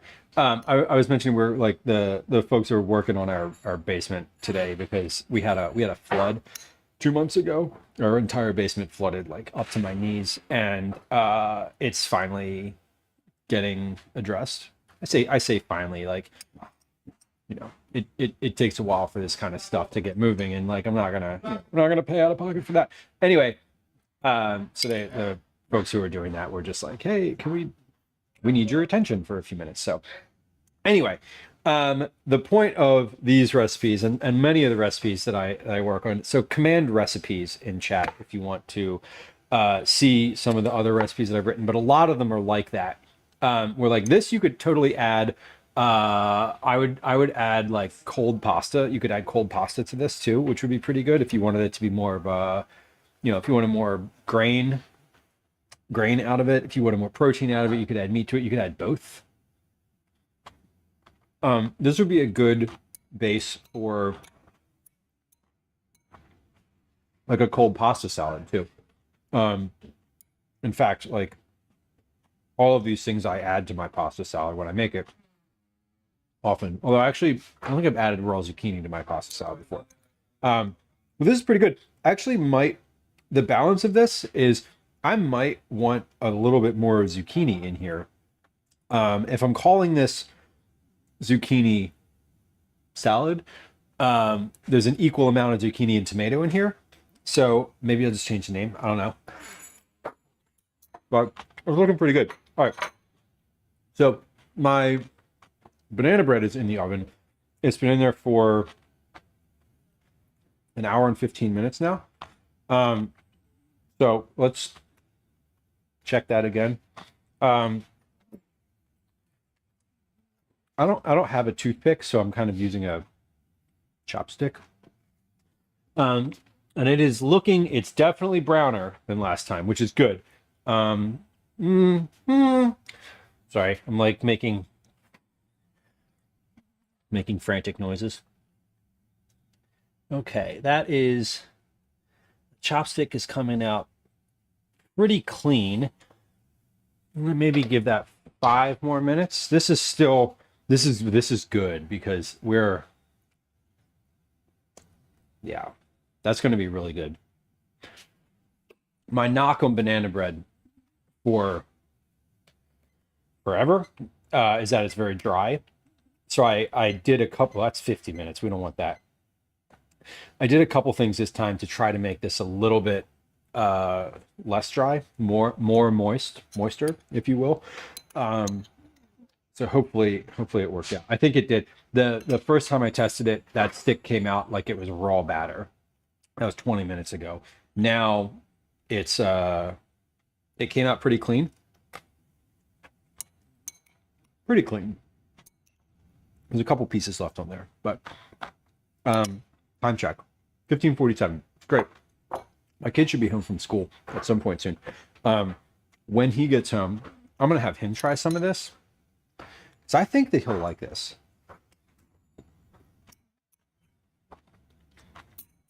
I think. I hope. I don't know. Maybe he won't. He's texting me.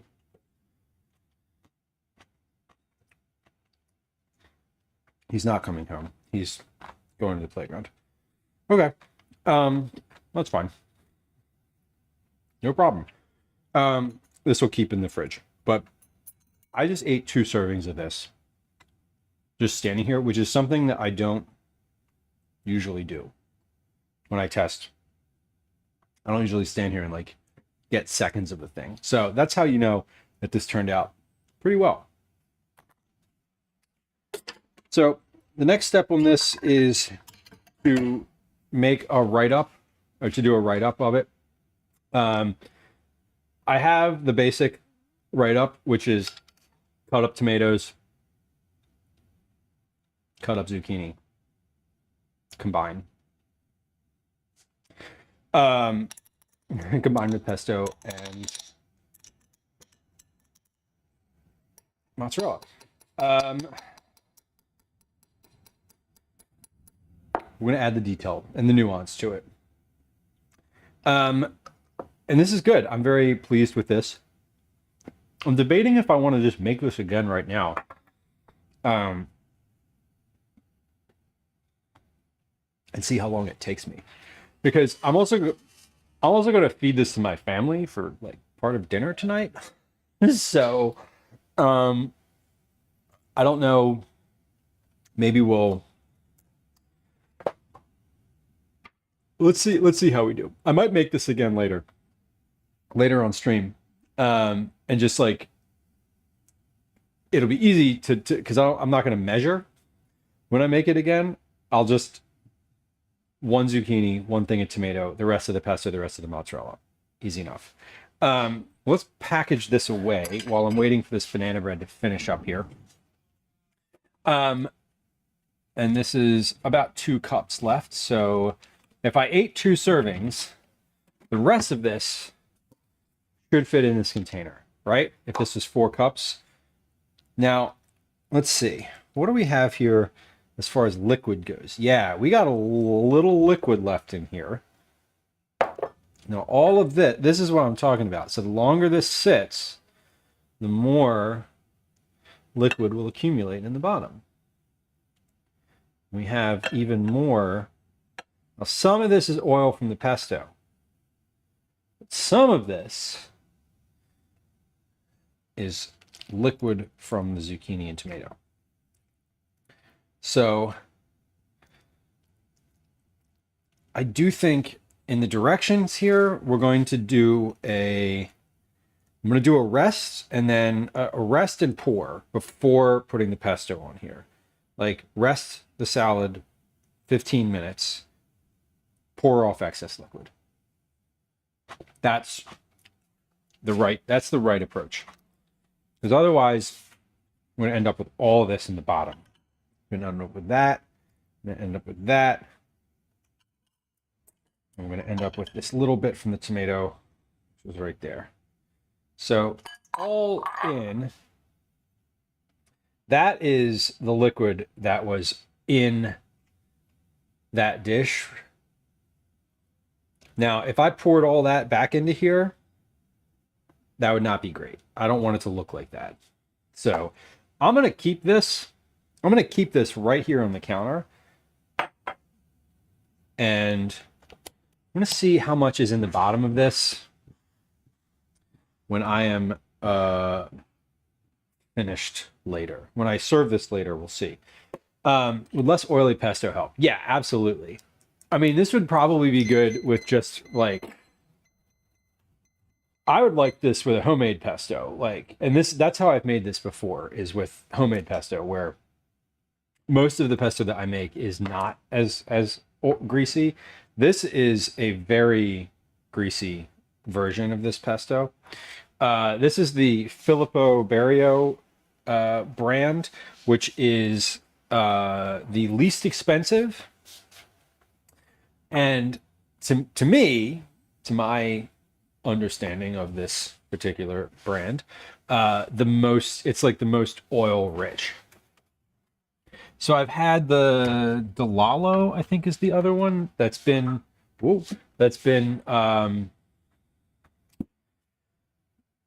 one's pretty good. There's another brand that I forget. It's like way more expensive, which I wouldn't ever call for specifically in a recipe, but the drier ones would definitely be better. Like a drier pesto in general would be ideal.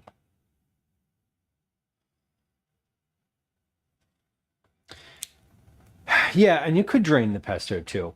I don't the Mega, and you're not being annoying. I love suggestions like this because sometimes they hit and they're like kind of ideal. I tend to, with the recipes I'm doing that are like have a specific angle to them, there's some things that I just am conscious of that I'm like, okay, there's a certain level of liquidiness that I'm willing to accept here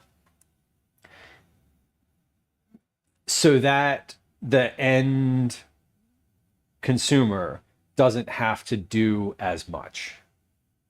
And I think that trade-off is sort of acknowledged in some of these recipes where it's like, hey, this is a 5-minute 4-ingredient recipe.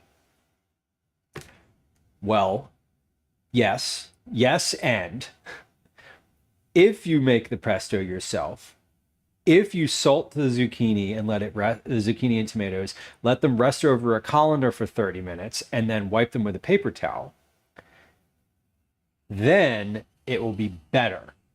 But it will take 45 minutes to make, which is not what we want. So there's the level of like, how do I get this to be less liquidy without adding effort, too much effort and too much time, where it then tips into not easy, where it tips into like not simple, right? So that's where my like, okay, I think the best move here is to salt the zucchini and tomato in the bowl, let them rest for like 10 to 15 minutes, whatever time you can tolerate, up to the time that you can tolerate. And then pour off the excess liquid from that bowl and continue. I think that's my trade-off. That's my like, yeah, slotted spoon. Totally. Like transfer them with the slotted spoon. Like that would work too. But like, I mean, the issue is that the zucchini itself, when it's, new, doesn't have any liquid. Until you add the salt, it's not gonna give up all that much. So this is banana bread. It's out of the oven. We are looking good. Okay, so we've made banana bread. We have made our recipe for today. Two things. One, I'm going to take a quick break so that I can fill the dishwasher because I have used every glass bowl in the house. Not literally, but it sure feels like it. I've used a lot of glass bowls. I'm not going to do the dishes necessarily, but I am going to put them in the sink because I'm looking over at the sink and I'm seeing a lot of dishwasher items, which we love. This needs to cool off for 5+ minutes in the pan before I can even take it out of the pan. So we're going to let that happen. While we're taking a quick break, we're going to play a game of words on stream. Woma, welcome in. Hello. Did I say hi to you? I don't think I did. I saw your name. I'm pretty sure I did not actually say hi. So hello. Welcome. Happy Tuesday as well. When we come back from that break, I'm going to take this bread out and put that on a wire rack just to like cool a little further. I don't want to cut into it just yet because it is I want it to set a little bit more. My goal with this one was to have it be moist. I'm pretty sure I achieved that based on the prick test. What I don't want is for me to cut into this before it has had a chance to like cool down and solidify and then have it fall apart. That would be the least favorable of the results here. So let's put this over here. I know I'm a prick. You don't have to call me names. Mega, that's not fair. Also, sure, but who's to say that's a bad thing, right? This is the banana bread as it has been made directly out of the oven. It is bananas on top. They're caramelized for sure. This is still very hot. I do love a line of walnuts. Candied walnuts, candied pecans or walnuts would be great. Both in or on top. Caretaker, hello. I love making banana bread. My type 2 doesn't allow me to eat it much. Valid. Valid. This banana bread today is by request. Okay. Not exactly by request, but we had a bunch of bananas that I took camping with us last weekend, and I was like, well, I didn't use these for the thing that I thought I was going to use them for, so they need to get used up. They're looking real bad because I literally took them camping with us, and so they went on a journey and came back scarred and awful. And what do you do with bananas that are scarred and awful? You make banana bread, or you make banana whip. But I asked my kid this morning, do you want banana bread muffins or do you want banana bread loaf? And he said loaf. So here we are. Before we take this out of the pan, I am going to take a little break though. I'm going to get dishes in the dish pan. When we come back from that break, I am going to put this on the wire rack out of the pan. And then we're going to figure out what dinner is tonight because I don't have any idea what dinner is. And it's one of those unfortunate things where like the people that live in this house want to eat food like fucking every day for some awful reason. And I don't want to order it because that's expensive. So let's figure out dinner when we come back. I have no idea what dinner is going to be. Dinner might be something super quick. I do think I want to make this recipe again, though, this zucchini thing that I just worked on, because I want to get the timing of it right. I think the seasoning is good, but I want to get the timing. Like, how long does this actually take if you're doing this at speed, right? Like, I was measuring it into little bowls and sort of doing a bunch of, like, figuring it out. I just want to figure out how long it takes to, like, do the thing. That's it. Nine, you thought the bananas would blacken. They do not. They do just kind of brown. They are, whoop. There we go. I can do that. They get brown, but they get caramelized basically. But I'm baking them. I mean, I'm not broiling anything. So they are just they're desiccated and starting to be caramelized. I know, you want food again? We ate yesterday. I know, right? I'm always like, we got food at home. And tell them to get to therapy, Mama. No, that's totally true. Yeah, these bananas have seen some shit. I know, Kathy. They want dinner all the time. Like if I had an infinite money tree, we would order food more often. I would just order regularly, like different types of food, different styles, like just like let's try this, let's try that. But I don't. What if I bananas foster those? What if? I think that would be really delicious. I do think that would be really delicious. And this is one where I'm not worried. Is the compost? Sorry, my kid's yelling at me. Is the compost bucket empty? Yes. Oh, it is empty. Great. Okay. Yes, please bring the compost in. Are you going to the playground? Are you going to the playground or are you home?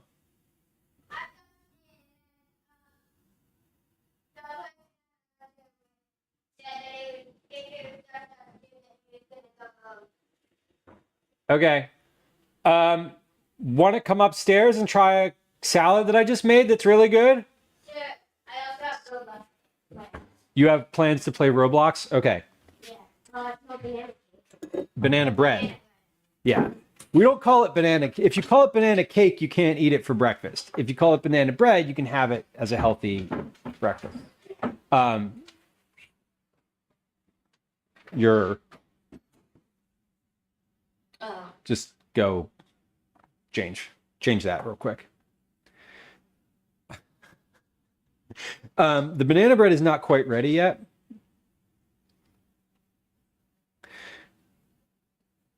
It's ready. It's cooked, but it's not, what's the word?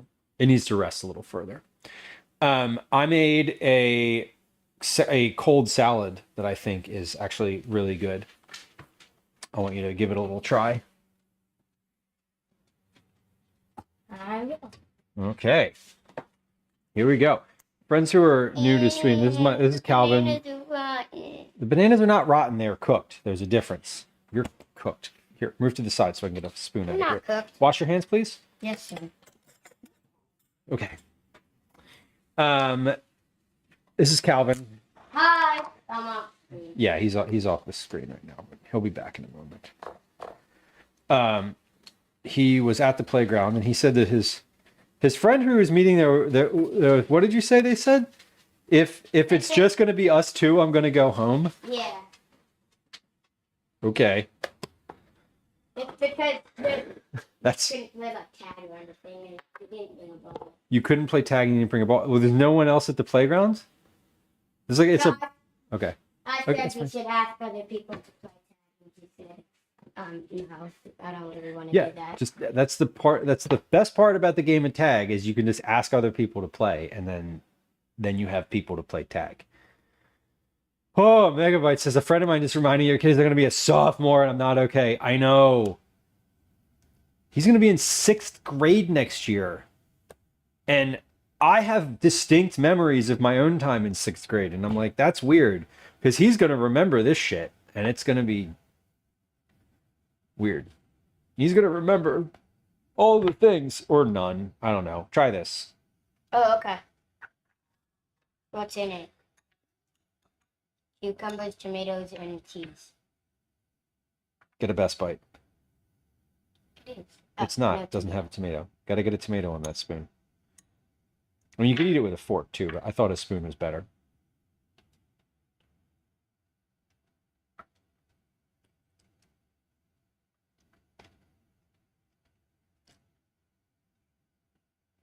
Reaction!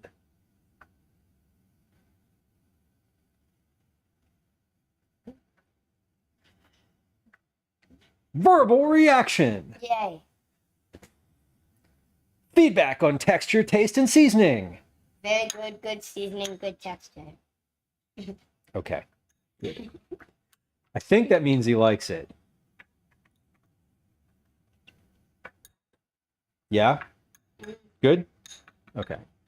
Cool. It's actually zucchini. It's not cucumber, but whatever. Same thing. They're in fact not the same thing. It's just roasted cucumber. They're not roasted either. They're just raw. Yeah. He did. He went in for more. Megan says 6 is such a pivotal time. It is. It is. It's interesting because some schools say that middle school, basically some schools start middle school at 5th grade and some start them at 6th grade. So mentally, he has been a middle schooler this year, 5th grade. So this is like, this is a middle schooler. For me, I didn't start middle school until 6th grade. Middle was 6, 7, and 8 for me, and high school was 9 through 12.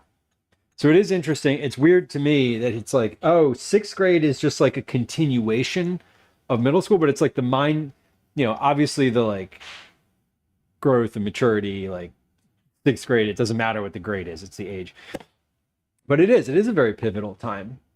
Mega says that's when I started band and now I teach it. I started band in 4th grade. He started band in 4th. Yeah. I started band in 4th and 5th, and then I dropped out in 6th. Shh. He likes band, though. We were talking about this morning. And this year we get to keep our instruments. You do get to keep your instruments all summer. Does that mean that you'll practice?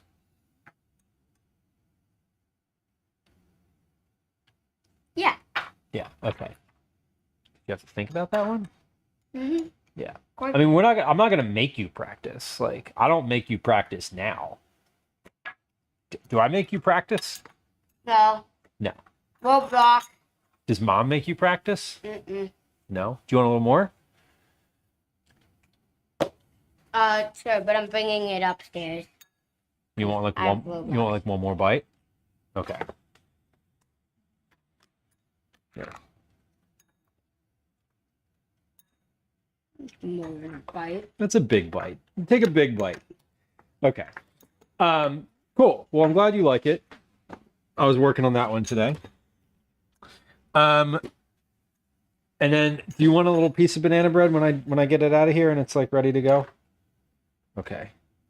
This particular banana bread has walnuts, coconut, blueberries, no raisins, blueberries, and a little bit of chocolate chips. I used Ooh. some different ingredients, so hopefully it's moister than usual. Today in class, we got to make edible cookie dough. Edible cookie dough? Because Damn, that's a fun class. the high school seniors had a project that they had to do. Okay. Yeah, they had a project where they had to like make something, and the person that we had who was presenting made a cookbook. Oh, cool. And they let us make a recipe from the cookbook. So a high schooler taught you and let you make edible cookie dough. In class. That's amazing. That's And I'm happy that that- sounds like a fun class. And I'm Good happy project that too. the project wasn't something like we got a bunch of job applications. You fill out every single one. Yeah. Paperwork. We don't like projects that have paperwork. Yeah. Projects that involve the word cookies, that sounds fun. Projects that involve the word food sound very fun. Valid. Yes. Yeah, exactly. I do wish more classes were like that. I loved home economics. That was my favorite class in middle school. That's where we got to cook and sew. Okay, so you have Roblox plans. Okay, and mom is going to take you to karate. Yep. And you're doing karate? Okay. I had it upstairs, right? You didn't bring Yeah, I didn't bet it. The cats are up there, so just be aware. Like, please do not let them out. Yeah. You can say hi to them, but please do not let them out. You want to set a timer for your getting dressed, or do you think you can manage that? He can manage it. Okay. He would not manage it. God, you started band in 2nd grade. Wow. That is early. That feels very early. I think in 2nd grade we were like trying to play the recorder. Maggie, you weren't allowed to take home ec. Home ec was a required class. We did ours quarterly. So we had home ec for 1 quarter and then wood shop. Home ec, wood shop, what were the other ones? Art and oh God, I don't even remember the other one. Health, maybe? I know we took Dare. Dare is where I learned what all sorts of drugs were, did, and looked like. And yeah, and that was informative later in life. I couldn't imagine giving 2nd graders an instrument. I mean, not to be responsible for one, no.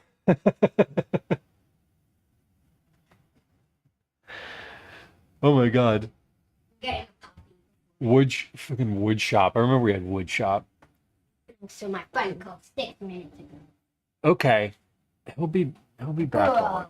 Don't worry, I bet he's still playing Roblox. Oh yeah, music, fellas. That was music, wood shop, home ec, art. And then I feel like we had health mixed in there too. Later on in middle school, we had computer lab, where we learned how to print things and save files and create new Word documents. Very informative for the modern internet. I'll tell you. Kathy, different times. Yeah, for sure. For sure. You ride in the back seat of your parents' car with no seatbelt, playing the recorder. Oh my God. The wooden plastic recorder things that you know what I mean. Yeah, Velas, they have a new thing now called a toot, which is basically like a flute. But it's weird. You play it sideways and it has like keys on it, but it's still like basically a recorder. Mega says in Texas, middle school computer skill was a mandatory elective. Yeah. A little smarter. I remember my first semester of college, they had a class that you had to take. It was like a computer science class, and like you could test out of it, but you had to take the test like over the summer at orientation, which I didn't do, which I should have. But basically I showed up on the first day and the teacher was like, I don't care if you come to class, just come to the final. And if you pass, you pass the class. That's it. So I did. I came to the final and I passed. It was fine. Literally, I got like 100% on the final. I never not once went to the class. I don't know where it were. Early 70s were home alone after school at 5 years old. I definitely was not home at 5. I started being home alone after school in 3rd grade, because 3rd grade was when I started taking 3rd grade is when I started at a different school and I was taking the bus home and my mom was still at work. In high school, we had actual bands with brass instruments. I mean, no string instruments. I was upset. I played the drums. I feel like I don't remember if my middle school had string instruments or not. Or maybe you don't think we had woodshop. Yeah, woodshop was definitely a very weird specific class that I don't know if they offer anymore. Like I don't even know if the middle school I went to offers it anymore. But I know there were like 2 woodshop teachers, and I'm in like 6th grade using a fucking bandsaw, and I was like, what? I remember thinking like, I am going to injure myself bad. I didn't, but I was shocked that like it didn't happen all the time. When we had games for learning typing. Yes. Oh my God. Oh my God, I remember those. Not so much ride in the back seat, but roll around back there. Right. And your parents smoking cigarettes in the front seat going, are you kids okay? Just kidding. They didn't actually ask if you were okay. My computer classes were Fortran and Basic. Kathy, I kind of wish Basic was like, we didn't take any programming. We didn't have any engineering classes. We just had like the regular, like, how to use Word. It wasn't, I don't know. I had no idea my brain wasn't different when I did shit like that. Yeah. It's fun to learn. It's fun to look back at yourself as a kid sometimes and be like, oh, I was a weird kid. Which I do frequently. Um, yeah. Now, I don't know. It's very different now. The things that kids make fun of each other for are very different. And the things that they that are just normalized are also things that like kids would have gotten made fun of for. It's a weird world out there. Found out the teacher just didn't have any degree. That's funny. Oh my God. They're just like, whatever. Just go. Like, just you deal with these kids now. Oh my God. Yeah. Mega, the college classes that didn't care if you showed up or not were always really fun. I had two of those. The other one that I had was called Math, Myths and Realities. Meanwhile, I'd taken Algebra 3 senior year in high school. And so that one I never went to either. But it was just one of those things where like it was a baseline class that I just didn't test out of because I never actually took the test. Plus, your father at a woodworking shop. That's super cool. I was using a bandsaw at 7 years old. I would definitely not allow a 7-year-old to use a bandsaw. Again, different times though. And I feel like I allow Calvin to do plenty of things that most people would be like, you should not allow a 10-year-old to do that. Kathy took a typing class on a typewriter. I mean, that typing on a typewriter is so satisfying. It really is. Electric typewriters. Yeah, we had an electric typewriter at my house when I was a kid. I remember those. I didn't use it, but we had one. It was still just like there. Yeah, fellas, the guy was probably feeling very defensive about not having a degree. A natural disasters class, a lab science where you learn about earthquakes. That sounds awesome. That sounds really fun. We went to a field trip last week with the Phillies that was weather day at the Phillies, and it was a bunch of meteorologists from the local network stations doing demonstrations on the field, and it was so ridiculous. We'd learned nothing, and the game was not very fun. When we liked math, took an extra math class senior year. Liking math is such a foreign concept to me. I enjoy it now in the sense of like I like numbers and sort of like I like the cooking math, but like algebra scared me. Like I did so poorly. Yeah, one time I had to type a paper on a typewriter because a computer broke. It makes me sound old, but it was in the early 2000s. I used to use the typewriter at house for fun, but not for any actual assignments. By the time I needed to type essays, we had like a desktop computer. Fine, like, yeah. I'm late to the conversation. When I was in middle school, our shop class was called shop because you had wood shop in half the year, and the other half was a small engine mechanics. Small engine mechanics. That actually sounds useful. When you say small engine mechanics, was that like vacuums, like things that you would have in the household, like that you could fix functionally? Because that leads us like dead directly into the right to repair conversation, which I am like all for. Lawnmowers and dirt bikes, both functional, both fun in different ways. When we said my dad randomly bought one. I mean, They're interesting now. We have a shop in Philly that I've actually been into on the stream before that does like typewriting. It's like a typewriter shop. They repair old typewriters, they sell them. They have like a club, like a typing club you can go to. It's fascinating. Small engine class would have been useful for me. And Velas, I mean, obviously maybe it would have sparked an interest in you a little earlier, you know?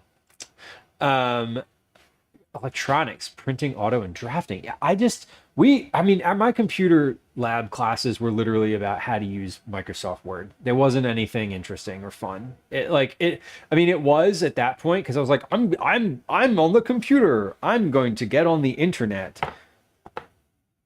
I wasn't. The computer lab wasn't hooked up to the internet. And everybody had my class had a plastic container and everybody had a floppy disk that was like their disk that they saved their work on. It's different worlds. Jamie, welcome in. Fellas, yeah, I mean it's like, yeah, STEM classes now, and they're interesting now. I mean, like the kids like it is wild to me because like you can like download iPad games to teach your kid how to like code. And it's like you're like meant for literal like 2-year-olds. Miss the banana bread. It's right here. It's still hot. It's still hot. We're gonna dump this out of the container though in a moment. We're gonna dump this out right now, actually, because I've been talking long enough that it only needed like 5 minutes to rest in the thing. All right, so we're gonna let this cool for another few minutes here. I am going to take a break because I want to triage the dishes in the sink, and then I want to figure out what dinner is because I don't really know. Dinner might be something simple. It might be, I don't know, it might be something complicated. I don't really know.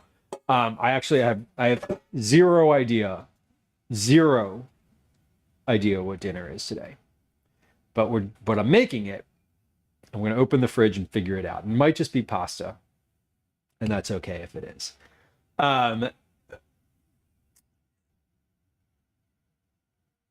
Yeah, Velas, and that's what I was saying. I feel like with your profession, it would have been useful to have like a class earlier on that was like small engine mechanics. That sounds fun. I might have been interested in that. I was not interested in wood shop. I like that just didn't. I was like, I don't care. Metalworking class. Oh my God. I'm imagining slicing my fingers off. Just immediately. Immediately imagining slicing my fingers off. Okay. On that note, here's what we're going to do. I am going to take a quick break. We're going to load up the dishwasher. While we load the dishwasher, we're going to play a game of words on stream. We're going to run a 3-minute ad on Twitch.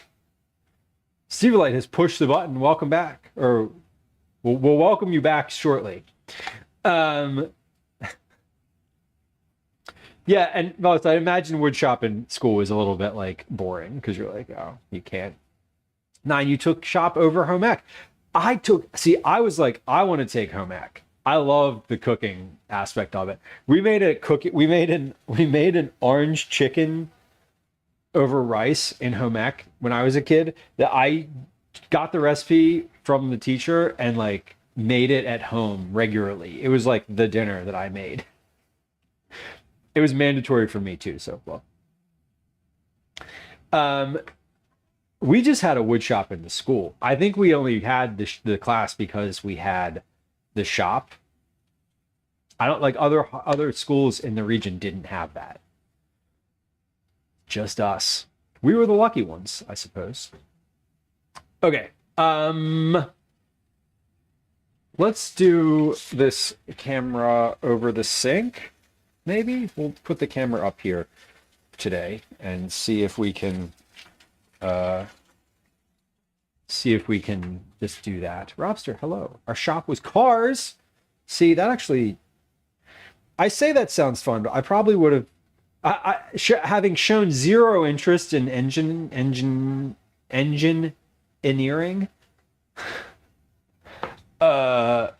as an adult, I probably would have just been like, my hands are dirty. I don't like all the oil on my hands. No, you didn't get to cook. See, that's why. My home ec classroom had like stoves and stuff in it. It was kind of funny. You love cars, which is great. I um I put air in my tires with a bicycle pump. That is the extent of my mechanical car involvement. Krem says, when it comes to working on cars, part A goes into part B, and C should happen, and all I get is F. Yeah, and D and E, who even knows? Who even knows? Oh my God. Yeah, we had to take home ec. We had to take home ec, and we had to take shop class. We couldn't do any. Robster says you can't even change it. Well, no, I could. The thing is, I choose not to because it doesn't bring me joy, and I don't want to. I don't want to. When I take the car in to the dealership that we got it from for its regular warranty mileage stuff, they do the oil, and I don't need to. Am I capable of changing the oil? Yes. I'm also capable of like doing fixing repairs in the drywall. Like, I'm capable of a lot of stuff that I just don't enjoy doing, so I choose not to. Consequently, there's holes all over the wall in this house. Yeah, a lot of schools don't offer stuff like that. I know, like, Calvin School doesn't have either of those things. At least that I'm aware of. I don't think they do. I'm pretty sure that they do not offer either any of those classes. They do give homework though. They give a lot of homework. Oh my God, there's so much homework, which is part of it. He's at the school is academically inclined. Okay, we're going to take a quick break. Let's do hold on before we do that. We're going to take a quick break. When we come back from the break, I'm going to cut open this banana bread. I'm going to take a look at it. We're going to try a piece, and then we're going to figure out dinner. I'm going to make dinner, and then that's going to be the end of stream. So we're going to be a little. I mean, we still got a bit of stream left because, like, obviously I have to make dinner. I don't know how long that's going to take, but and it's going to take a indeterminate amount of time. If you're hanging out right now, we're going to run a 3-minute ad on Twitch. If you don't love ads, you can go watch on YouTube. There's no ads, but there is a link to YouTube in the Twitch chat. If you're watching on YouTube, you get to hear all the things that I'm saying while I am doing some dishes here. But unfortunately, you don't get to play Words on Stream because you can't have YouTube chat and Twitch chat both contribute to Words on Stream. It's fine. I wish you could. You can't. Anyway, for those of y'all who are like, I'm out. I don't want to. I don't love ads. Whatever. Totally valid. Follows are silent. Go ahead and hit the follow button before you head out, and we'll see you next time. So, anyway, yeah, fellas, I get that. I've changed the oil in the car probably twice in my life. Both times were with my dad, and I don't think I'm ever going to do that again. 9 says, I once changed a set of spark plugs without breaking it now. Good for you. Good for you. Oh my God. Robster, yeah, I mean, the educational system is wild these days, and I'll leave it at that. Life skills classes, yeah. I never touched a checkbook in school, but I did touch a bandsaw, so that's cool, I guess. All right. We'll be back in just a moment. We're going to play a game of Words on Stream. If you're not familiar with Words on Stream, it's like Scrabble. There's the letters. You put the letters into words that you type into chat, and then you hit enter, and they come through. Words on Stream is a great time to get your first time chat out of the way if you're new to the stream and you're like, I don't want to be perceived. Well, go ahead and chat away, because I'm not going to respond to you if you're just putting things in chat as part of Words on Stream. Okay, and we're going to run a 3-minute ad on Twitch. We'll be right back. I'm going to triage some of these dishes in the sink, and here we go. Troy, hello.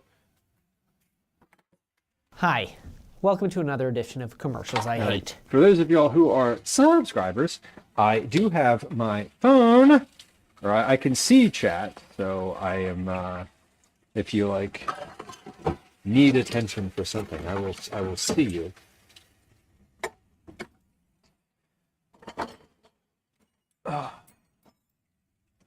We're filling, we're gonna fill this dishwasher like all the way full, kind of full, because I have I used basically every glass bowl that I have in the name of this particular recipe today.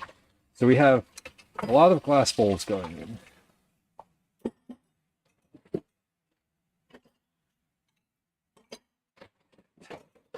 This is always fun doing the shuffle.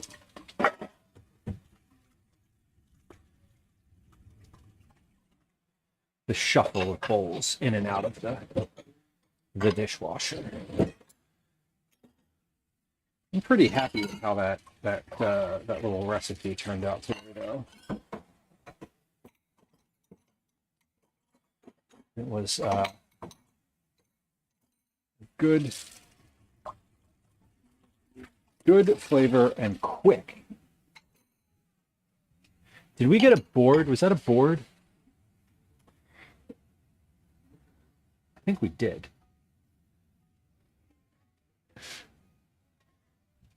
If we got if that was a completed board, you can put command board BORD in chat, and it will count it towards our completed boards tally / total. I didn't see if it was or not, but if it was, feel free. And if it wasn't, don't. And that's okay too. I think I am going to make this recipe one more time today. So I'm going to wash the bowl that I was using so that it is clean and available.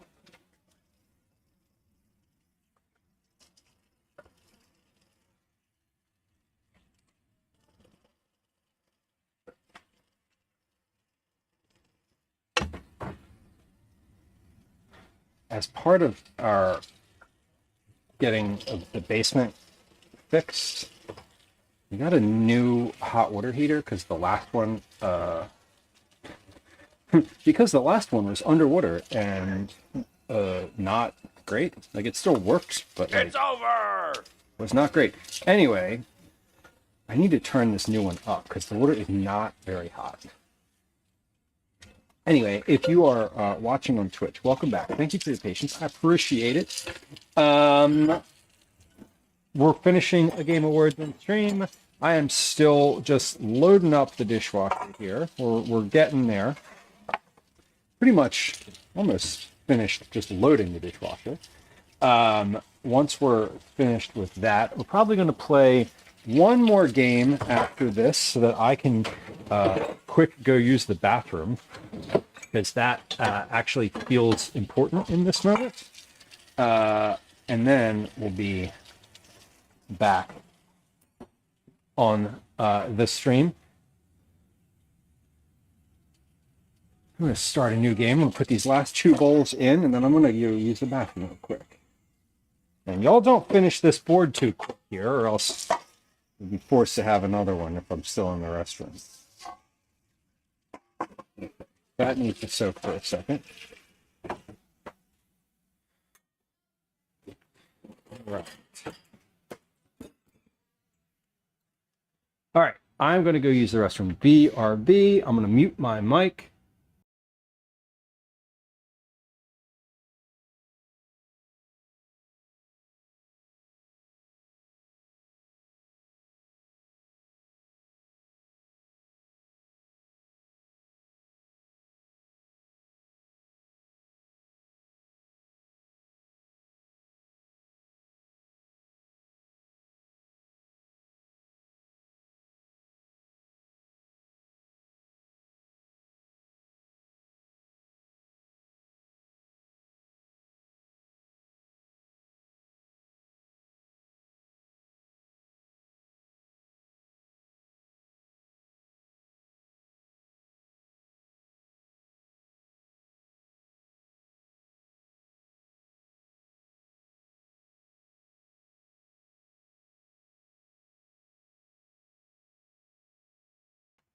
Okay. Back. Is the microphone back unmuted? It is. Okay, okay. Great. Get this last bowl in the dishwasher, and then we'll be ready to try some banana, which feels very exciting and also a little bit not scary. I went out on a limb making this banana bread because I didn't follow any recipe specifically or exactly. And I'm like, is it going to be good or is it going to be wet and gross and fall apart and just be terrible? But it's possibly going to be somewhere in between those two. All right, let's come on back over here. Very nice, y'all. Did we count the board from the first one? I don't even know. I didn't see if the first one was a board or not. Okay. Here's what we're gonna do. We're gonna cut this banana bread open and see what it looks like inside. I was gonna say indoors. I'm gonna see what it's like indoors, which is where we are currently. But I'm taking it off. I'm gonna put it on this. I'm gonna put it on this little cutting board, and then I'm gonna put a towel, a contrasting color towel underneath of it because it is brown, and the cutting board is brown, and we don't want brown on brown. Okay, that looks good. Let's cut this and see what it looks like. All right. I'm gonna cut this with a serrated knife so that it cuts nicely.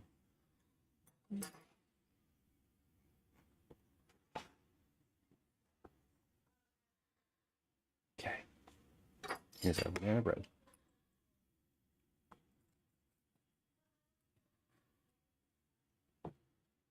Boom, I appreciate your confidence. Well, the knife is coming out cleanly.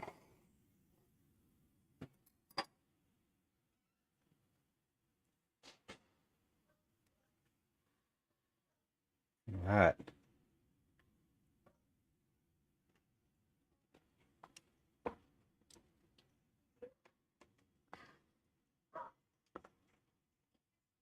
Oh, decent. Cook 'em with scoops. Welcome in.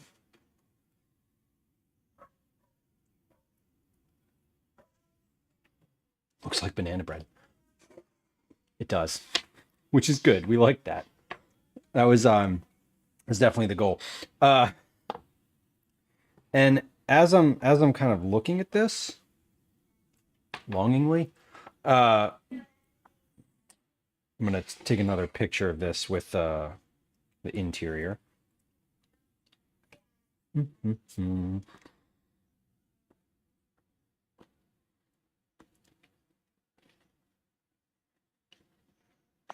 Certainly looks. It looks to be not dry at all, which is great. So this is, take a look at the inside of this. This is still warm, but that is filled with stuff. And yeah, I mean, that feels a little greasy. Like I said greasy, oily earlier. Oily was the term that I specifically used. But I think, yeah, greasy. I just, I've had dry banana breads many times, and I don't love that, but this looks to be all right. Now, it'll dry up a little bit as it, hold on. It'll dry up a little bit as it, as it gets cooler.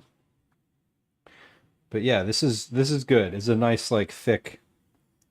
If I hold it, it kind of stays together, but it'll fall apart if I hold it like that too long, which is great. And we have some big chunks of banana in here, which are visible.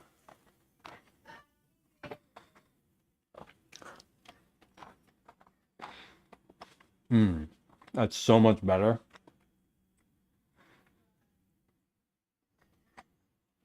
It's so much better than it usually is. Okay, I'm very happy with that.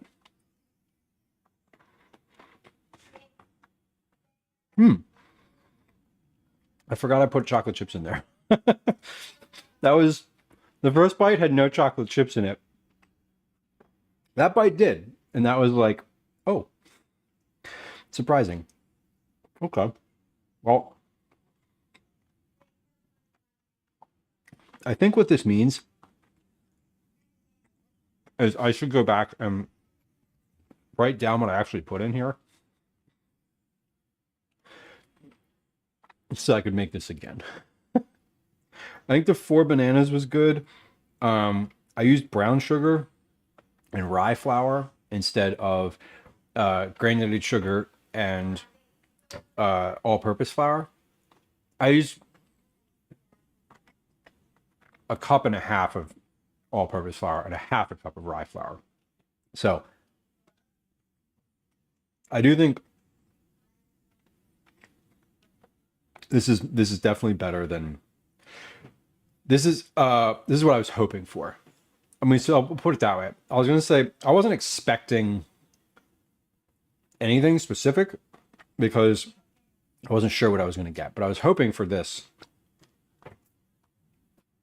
And I'm happy with it. So good. Yeah, well, Uma, when I was making it today, I was conscious of the fact that I was sort of like riffing on it, and I was saying like, oh, I'm putting this amount in, I'm putting that amount in. So I do know I can go when I come back and clip this stream, I will go and like listen to each thing that I put in here and the volume of it. Actually just write it. Man, this is good. You know, I would say this is even a little bit overcooked, which I was fine. I was worried about it being too, I was worried about it not sticking together enough. I only feel like it's overcooked on the bottom, but the inside is great. Very pleased. Okay. Beautiful. I'm going to wrap that up in some foil. And let me actually just I'm going to cut another piece here. Because at some point, Calvin's going to want this. Let me actually see if he wants a piece right now. Hold on, let me yell upstairs.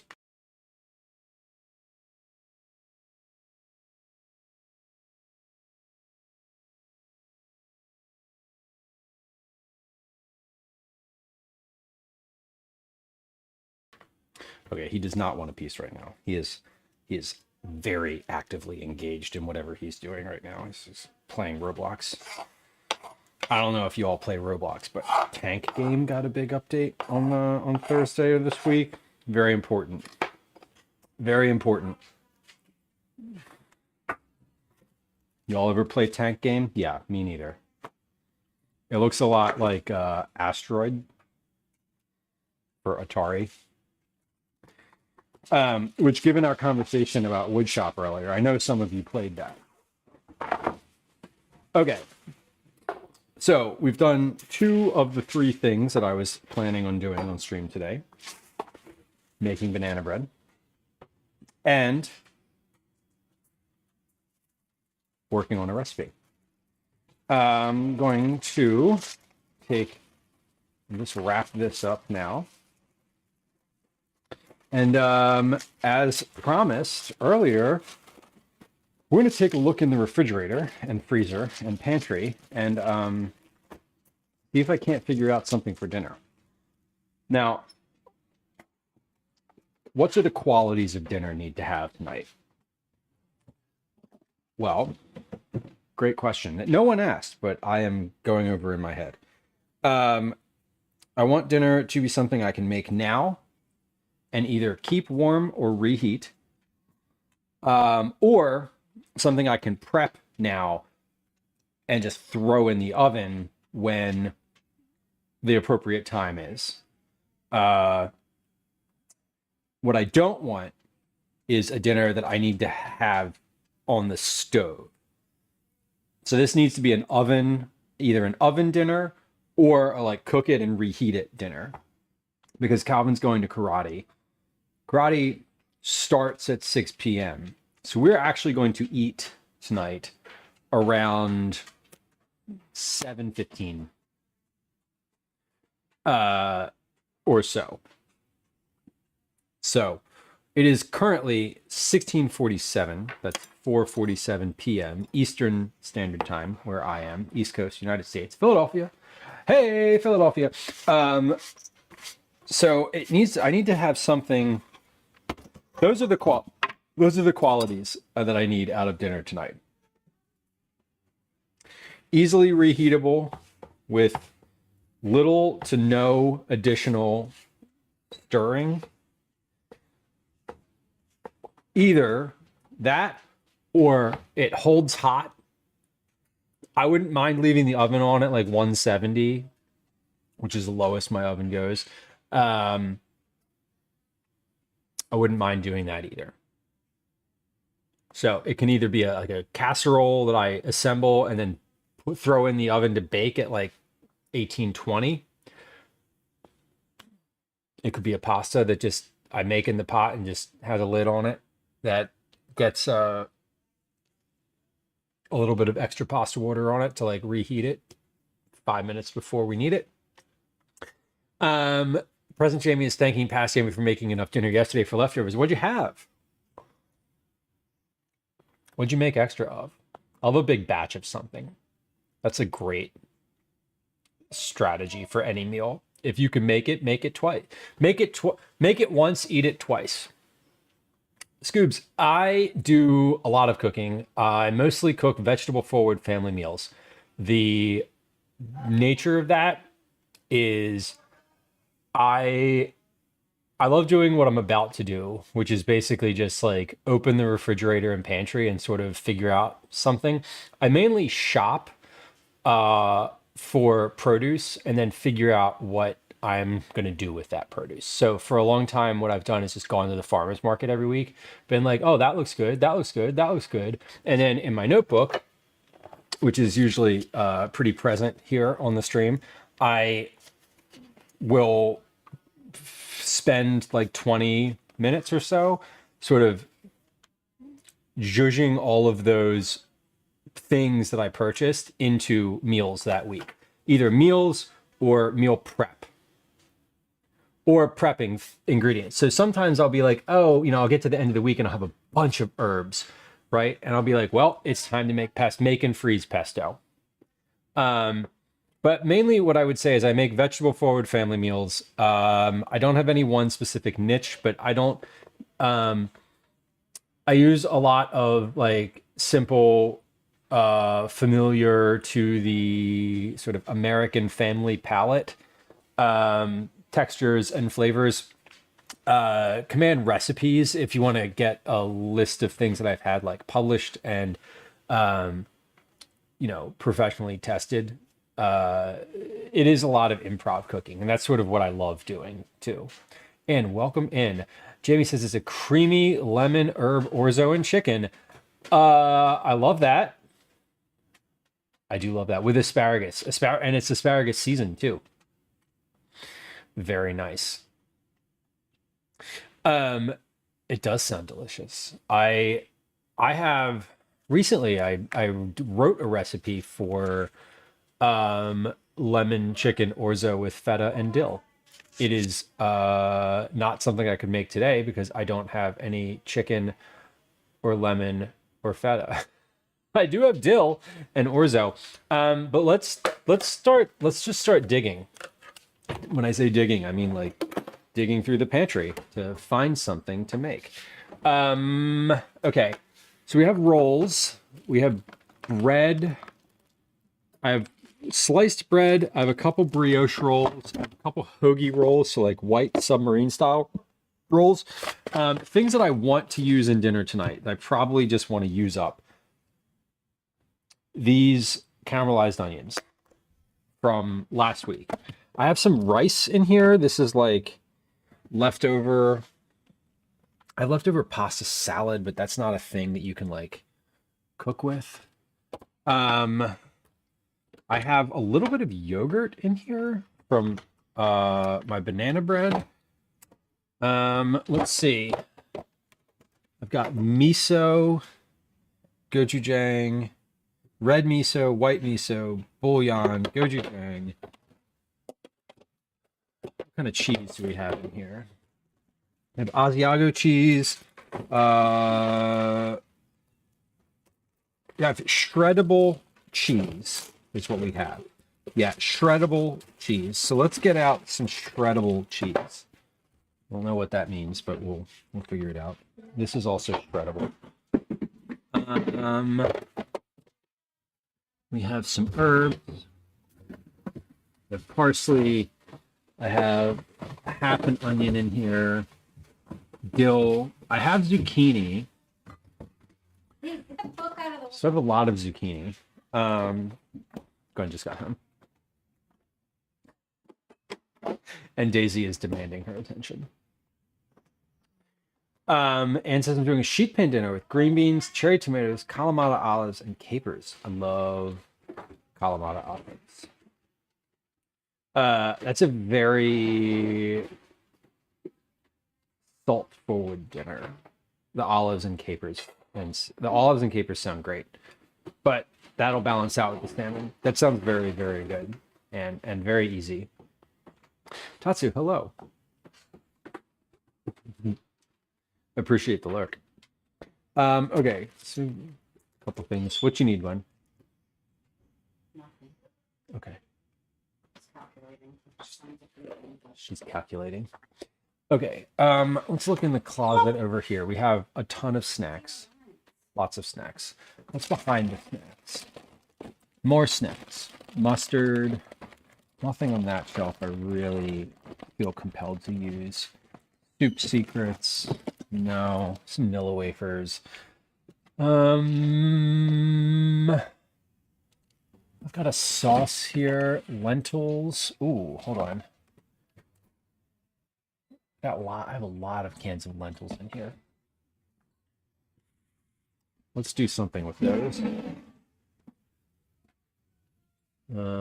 Yeah, we'll just do something with these.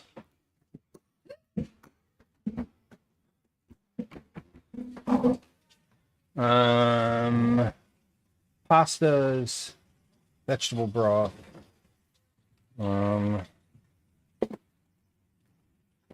More lentils. These are uncooked lentils. Garlic. I don't really want to slice things up right now. A farro, the rice. I think I'll use the leftover. I'll use that leftover rice. How much of that left? The white rice in there? Listen, there's plenty of. For Tika. Yes, the white rice in there. Okay, okay. Gwen's getting defensive. Well, let me look and see the ratio. Yeah, it's fine. There's a bunch in there. There's a little in there. Like you combine this. That's like one, right? That's one. It's a very soupy one. Okay. Well, listen. I'm just trying to use up the leftovers in the fridge. If you don't want me to use it, I won't. Okay, we got a bunch of minute rice down here. Orzo. Did you close this? No. Did I what? Did Nothing. I close it? No. I didn't touch your Twix. You're like me. I'm sure.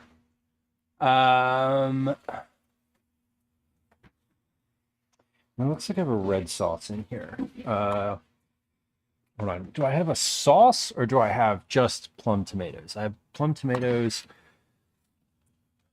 This is a pasta sauce. I don't really want to use that because that's a single meal right there. It's a jar. But I do have a can of plum tomatoes, so we could do lentils. Okay, I think I have an idea.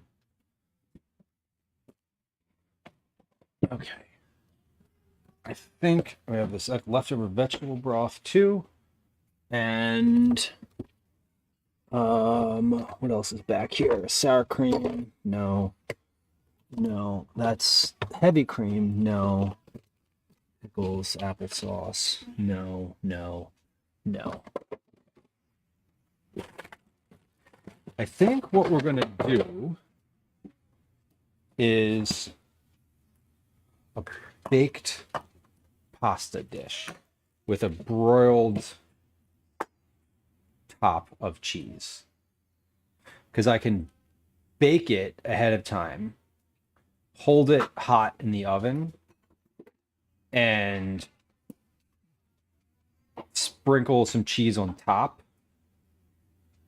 Like hold it hot and sprinkle some cheese on top and just hit it with the broiler right before dinner. So I think that's what we're gonna do.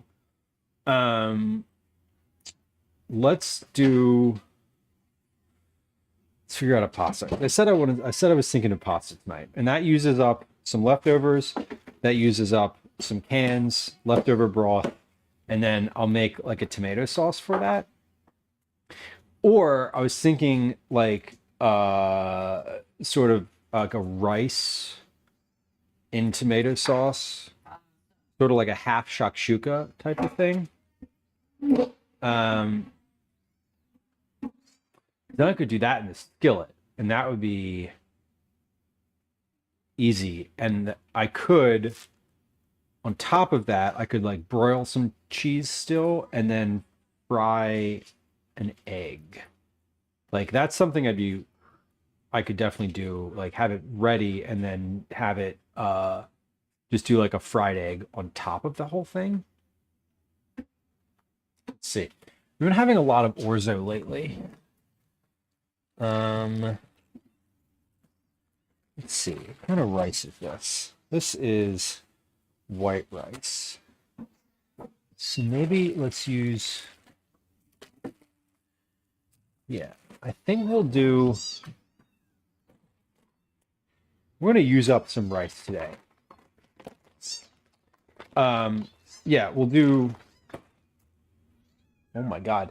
Gwen is feeding these little kittens right now, and I don't know if you can hear them, but they are extremely vocal cats. All three of them. All of our cats have been sequestered today. They've been not allowed to be out because the folks who are working in the basement are like coming and going. So, okay, let's do a little bit of, I think we'll do the rice first. While the rice is cooking, we'll make like a tomato sauce, and then we'll do the grate the cheese, and then I'll put that all in like a skillet, like just a big skillet, and then I'll pop that in the oven at 170, and we'll just leave it there. Or I'll just I think I'll just put it on the stove with the lid on it, and then like 30 minutes before dinner time, we'll pop it back in the oven. Yeah, they are, yeah, they can definitely be heard. And you get a new kitten today? What kind of kitten? Tell me all the details, please. We have one cat who's available for adoption currently. Who is actually going to be seen by a potential adoptee tomorrow? Friday. So, Clifford is potentially being adopted on Friday. And you have an almost 8-week-old calico. So cute. So cute. Gwen just the other day was like, I didn't know I wanted a calico cat, and now I do. I was just looking at you because I thought maybe I misphrased that or something. Not now. I do. Okay. Now we have. Yeah. She said I didn't know I wanted one, and now we have one. So sorry. I knew I misquoted that. I was looking for correction. There it was. My cat gets slightly distressed when she hears baby kittens mewing.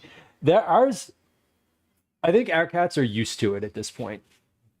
I don't think they get distressed. I think they are curious in a way. Like curious in that, yeah, they don't get like,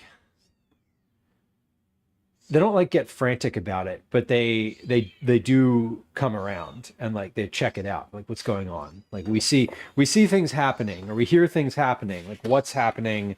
They just want like the details. But I think that they're used to it now because there's been baby kittens. There's been baby kittens in the house pretty consistently since they themselves were baby kittens. So I don't think it's any great surprise that there's regular cat mewing around. Okay, we're gonna do the rest of this jasmine rice because this has just been in the cabinet for a while. Best before May 2nd. It's not that far expired. Gwen's looking at me because she knows that I didn't say the year. It's fine. It's dried rice. What year is it? 2025. It's fine. It does not have bugs. It's been sealed. I'll check it for bugs. We're worried about bugs. We can use dried rice. That's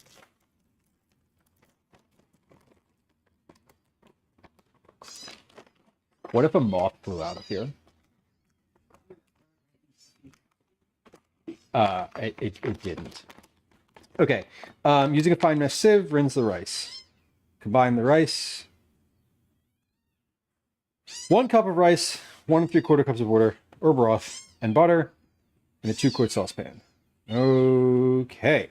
And then cover, low simmer, cook 15 minutes.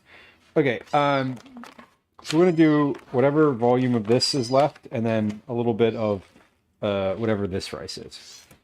Linthig Travels, welcome in. Bugs are added protein caretaker. No, I agree with you. And were there bugs in there, I probably wouldn't eat it. Why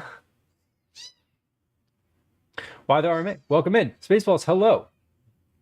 Hello. Slimthick, nice to have you. Happy Tuesday, y'all. What was on stream today? What did y'all get up to? Co-working, it says, but that's a broad list of activities. What kind of co-working do you like doing? Do you do like a silent thing where like everyone kind of does their own thing? Do you like moderate the co-working? I've seen different styles. I'm very curious. I've joined a couple of co-working streams in the past, and they feel pretty productive. If they're, I like the folks that do like Pomodoro type of co-working. Anyway, Slimthig Travels, friend of the stream, shout out in chat. Please go follow. Sometimes it's silent and sometimes chatty. You do the Pomodoro method. Okay, I love that. It's one of the few things, not few, but it's one of the things that like really helps me when I'm having trouble focusing, which is not infrequent. Friends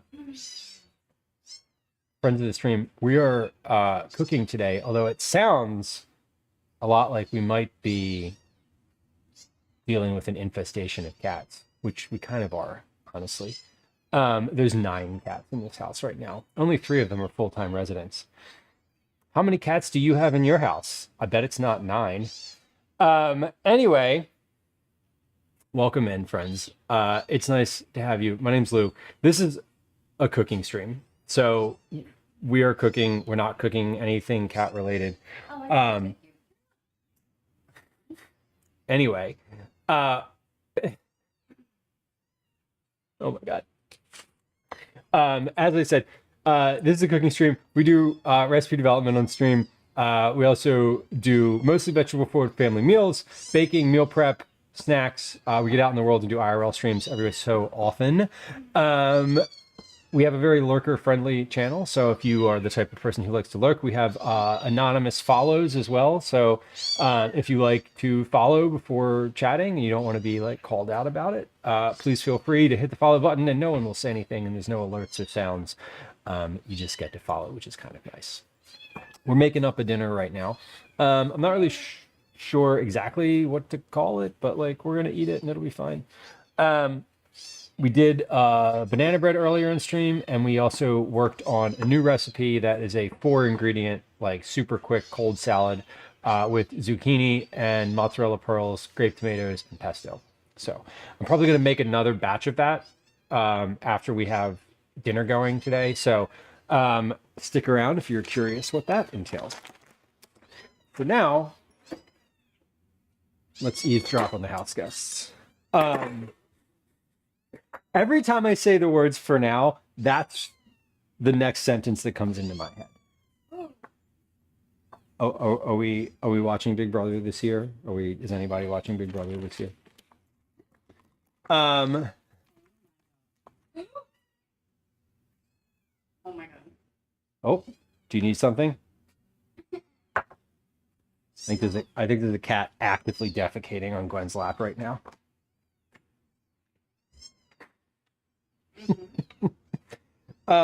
Did anyone watch Survivor? Are we happy with the end of Survivor this year? We watched Survivor with Calvin this go round. It was his first Survivor season. I liked it. Kathy, you're not sure if you're watching. I can understand that. I feel like I'm very Stockholm syndromed into it right now. I'll accept the winner. You know what? That's a good way to put that. I think it's not who I was necessarily rooting for all season, but I think at the beginning of the season, if you had said like this person's gonna win, I'd be like, oh, that's cool. Good for them. That was a cup and a half of rice, which I feel like is probably the right amount. It's a half a cup of dry rice per person. And when you include other ingredients in there, I think will be good. All of the kitten's eyes are open right now. Just one. Oh, sorry, just one has her eyes open. I thought they all were open. Anyway, the one that has her eyes open is like, I was just watching her try to escape across the table. She's like, as soon as they open their eyes, they're like making a run for the world. Okay, we're gonna rinse this rice off for just a moment over here in the sink. So let's do that until it runs clear. Yeah, Kathy, I agree with you. I think the winner was very under the radar from the editing perspective. Like very agree, hard agree. I know we're trying not to put spoilers in chat here or in out loud here, but I was happy to see them win.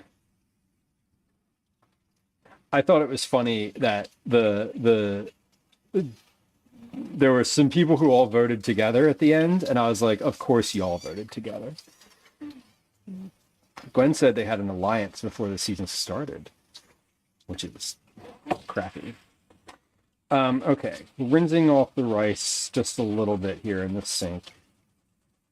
And then we're going to cook this while we prep the rest of the stuff.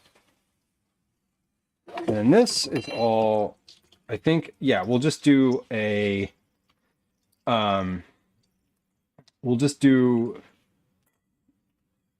basically combine all of this in a skillet, and then that can just be held hot. So the objective for dinner is something that can either reheat or be held hot. This is something that I'm going to heat to finish, and then we'll reheat it at the end. Or not at the end. We'll reheat it right before it needs to be. Okay, so There's my measuring cup. Okay. I was gonna save this liquid from the recipe thing until the end of stream, but I'm gonna rinse this out now so I can actually use it to to put water in the rice. Yeah, I might skip the live feeds, Kathy says, but watch the episodes. I've never been a live feed watcher myself, so I just watch the episodes. Gwen watches the live feeds and kind of catches me up on any drama slash like critical update types of things. Basically, Gwen watches the live feeds, and then I am aware that she knows what's going on, and then I like make her spoil the episode for me by telling me what happens prior to watching it, because I don't like watching a thing when someone else knows, when someone else I'm watching it with knows what happens in the episode. I don't love that. So I'm always like, all right, tell me who gets evicted today. And she like does. And then I'm like, okay, cool. And then I watch the edit of the episode. Well, yeah, okay. She's correcting me and saying she wouldn't know who gets evicted because it's a live eviction. Right. Okay. But literally any other bit of information is available in the live feeds prior to the episode airing. I have been corrected. I stand corrected. We'll correct the record. Okay. Oh, I wanted to add broth to this. So we're gonna reset this rice because I was just rinsing it. I didn't salt it or anything, so it's just sitting in sort of. So we're gonna use the colander. I'm gonna dump this back out. We're gonna put broth in it, as much broth as is available, and then we're going to finish it off with whatever water we have available. Okay, so broth here. I don't remember what recipe this broth was from, but this was definitely from a recipe development stream at some point. Sacco, welcome in. Hello. Hello. Come, thank you for hanging out today. I appreciate it. I hope you have a lovely rest of your Tuesday. I'm like checking the record. Is it Tuesday? It is. It's still Tuesday. Okay, so we have almost 2 cups of broth. That's awesome. Yeah, caretaker, so currently there's 2 crops of foster cats at the house. We have one crop that Gwen is currently bottle feeding, and they are about a couple weeks old at this point. 3 weeks? No, not even 2. Not even 2, she says. Okay. I don't remember when they came around. So those, and then we have another batch that is like a month and a half, maybe. Almost 2 months, she says. Okay. Or about 2 months. So they're at different stages. The older crop is one of them is neutered and in the process of being available for adoption, or like having interest, generating interest, and the others are not quite yet there. They need to get neutered and spayed first. So when that happens, they will also be adoptable. So okay, rice is on the stove. Let's put a little salt in there before I forget, because that will be important. Okay, salted the rice water. Once that boils, we will turn that down to a simmer. And it says the jasmine rice said to cook that for like 15 minutes, so that should be pretty easy. Everything here is within the time limit, or the time that I'm thinking. So we have another can of plum tomatoes. So we'll make a sauce out of that. Let me see if I have any further like tomato-based stuff in here. I don't think I do. I do not. I have gochujang and a little bit of this garlic bouillon. We'll add some of that in there too, because that will just be extra flav for everything. Flav. And yeah, and that's it. That's all for the tomato stuff. I also have parsley in here. Is this parsley? It is. So we'll add a little like parsley to the mix as well. This is curly parsley, thankfully. And maybe some thyme. And that is it. Because the other things that are in here are jalapenos. We don't want that. Okay. We're gonna make a little sauce out of these peeled plum tomatoes. Let me see if I have tomato paste in there. Actually, that would be helpful if yes. If not, it's not necessary. I do not. Not on that shelf anyway. Let's see. Mandarin oranges. Nope. Nope. Maraschino cherries. Also no. All right. So sauce is just going to be from these tomatoes, which is fine. This is plenty to make a sauce with. We're going to make a sauce in the small saucepan. And I'm going to take these tomatoes and just mash them up by hand, I think, instead of like, no, you know what I'm going to do with these? I'm going to put these in the blender, in the bullet blender. Because I was like, oh, I don't want to get out like a food processor for this. That's too much. But I can just put these in the bullet blender and just get them done that way. Now, I would use like a jarred, I'd prefer to use like a tomato puree or something like that. But we're just going to make a tomato puree. And then I can add the bouillon to that. I can add some red pepper to that, and then we'll just put that in we'll put that in a little saucepan to heat. No, not gonna put that in a saucepan. I'm just gonna put that directly into my skillet to cook, because then I'll just add the rice into there, I'll add the lentils into there. And then when that's all blended up together, I'll have the grated cheese to put on top of there. And that'll be perfect. Okay, cool. But this is just a pantry meal. We're kind of making something up here. No specific recipe here. This is all just to like, hey, I've got a bunch of stuff that I'd like to use. But yeah, these are peeled plum tomatoes. So they are let me wash my hands here real quick.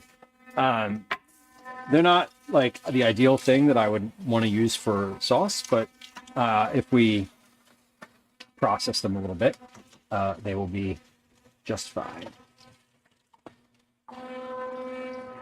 And this also tells me that I need to get some tomato puree and tomato paste for the pantry, because I don't have either of those when I went looking for them today. But that's good. It means I used them up, and now I just don't have them to use.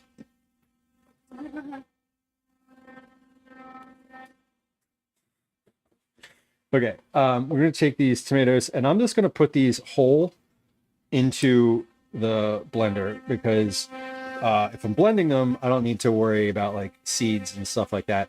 And I'm mixing them with, we're not. I'm not worried about the insides of these. Oh, okay. I'm gonna have to do this in two different batches, or two different batches here, because I'm up to my max full here. Let's get our skillet out. I'm just going to use a stainless steel skillet. Easy enough to just cook everything in there once it's ready to go. So let's put this on the blender and give this a couple moments here. And there's enough left in that can that I can do like another little bit of tomato. And then in the next batch, when I blend it, I'll blend in some of these other mix-ins.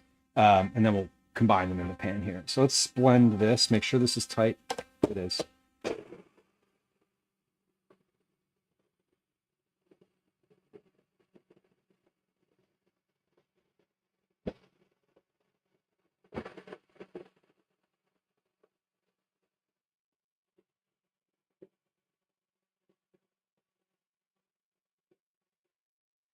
Wild how the color of that changes instantly from like bright red or from like a deep red to an orange almost. Like I didn't do anything. You just saw me. I had just added from the can directly into here, and the color of those tomatoes is very different from what it was, which is pretty interesting.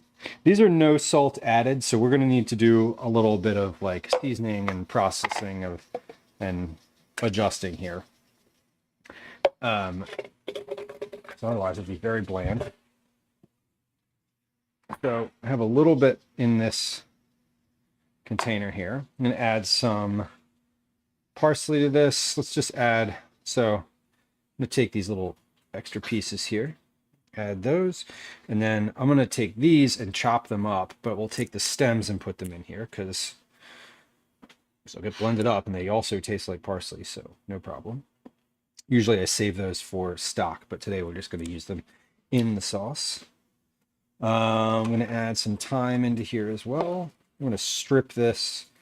I don't want the stems, so we're going to strip this out and just put the thyme pieces directly in here.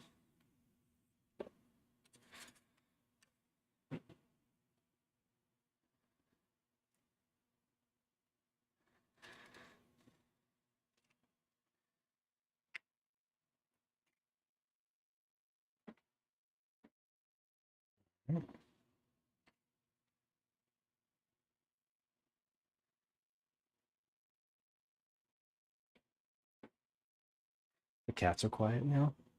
Yeah, they are. All right, my rice is boiling. Turn that way down to a simmer. I'm going to set a 15-minute timer.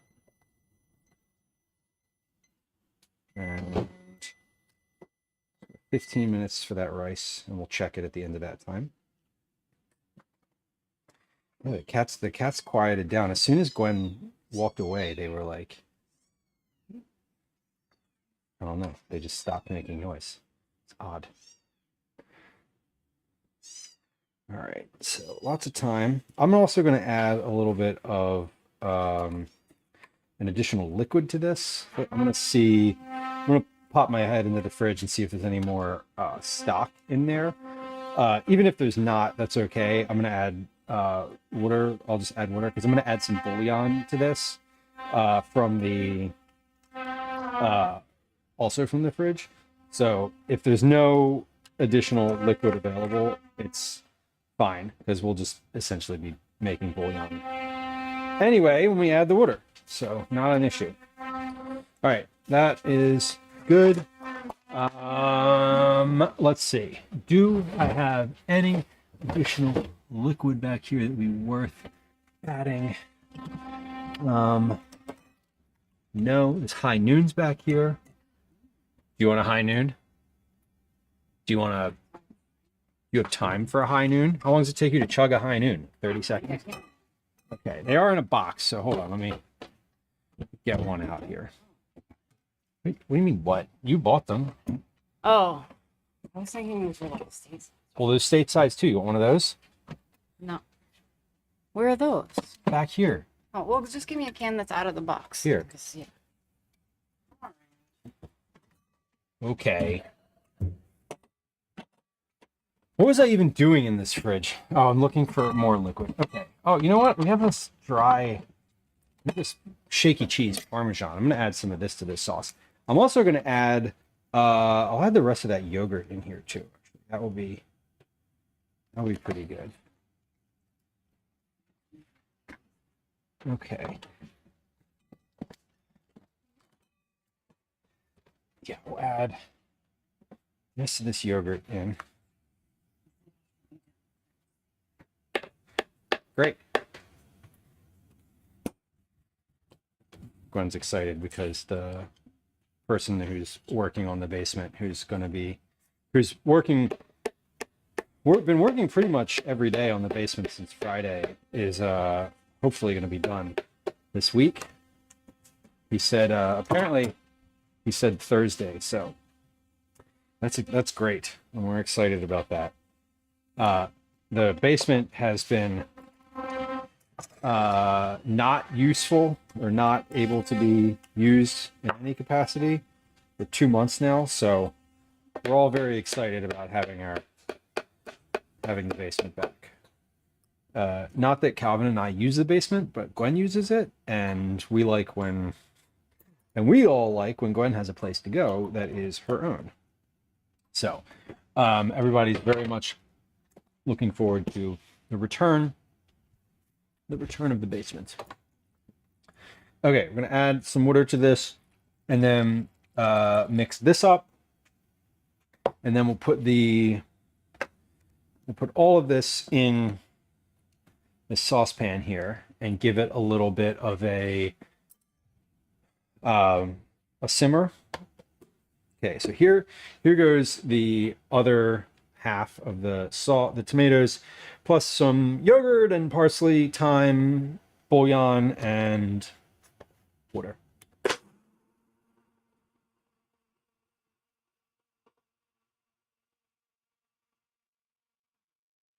I just realized what else I wanted to add to this, because it's sitting right in front of me on the counter, but we have some caramelized onion that I don't want to put in. I'm going to put it in the dish, but I want to add a little bit of it to the sauce so that it blends. Maybe like a third of it. So we just get, because I didn't cut up any onion to put in here. So we're using garlic bouillon and previously made caramelized onion. So I made this onion on the last stream. No, not the last stream. Made this onion last week on our trip prep stream. Okay, blending one more time.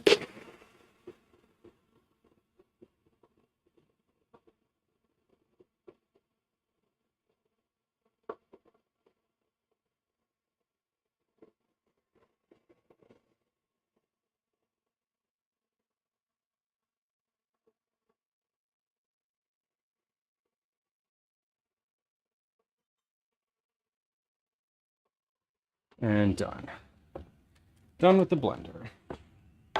So we're just going to pop this into our saucepan. And what's going into this saucepan is going to be rice and lentils. I'm going to top that, well, rice, lentils, and caramelized onion. I'm going to top that with grated cheese. And we'll broil the cheese. I'll broil the cheese on top, basically right as I fry an egg to put on top of here. So this is like, it's not shakshuka, and I wouldn't like deign to call it that, but it is a like tomato sauce with a tomato sauce with rice and a fried egg. I don't know what the actual name terminology for this would be, but I'm going to stop. Hold on, I need to set a different. The timer went off for something specific. I need to reset it. Alarms. Let's see. Let's do 7 p.m. Okay, perfect. I need to add a little salt to this because I added bouillon, but this is unsalted tomato. I'm going to add a little pepper to this also. That because the lentils are salted. Okay. I'm also going to add a little bit of, let's see, what else do we have in this cabinet? Aleppo pepper. So I don't want this to be like a pasta dish necessarily. We have onion powder, but I have those flavors already. Let's do a little bit of paprika. Do that much paprika. I don't know how much that was. little bit of dried dill, and what else? Basil. Here we go. Nutritional yeast. And I believe I have a little bit of MSG back here. Let's drop a little bit of that in also. Okay. Beautiful. Okay. Rice is on the stove. On the back there. I'm gonna check that rice. It says it has about 6 minutes left. We're gonna get this sauce heated. If the rice isn't completely finished yet, I'm just gonna dump it out of that pot and put it in here, because basically I should have just cooked it in here. In retrospect, I didn't, and that's okay. But if it's a little undercooked, I am going to cook it in there. And it's shit. I just opened this can of lentils, and I just had the thought that I do have those dried lentils in there, and I really could have just used those and cooked those in the sauce instead of using these lentils, because these are already cooked.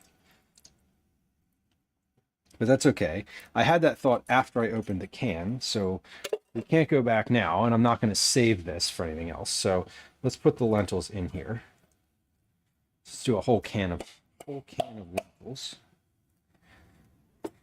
Hold on. Where's the big spoon? There's the big spoon.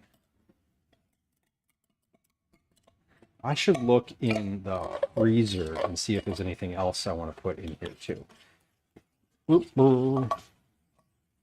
Yeah. Okay.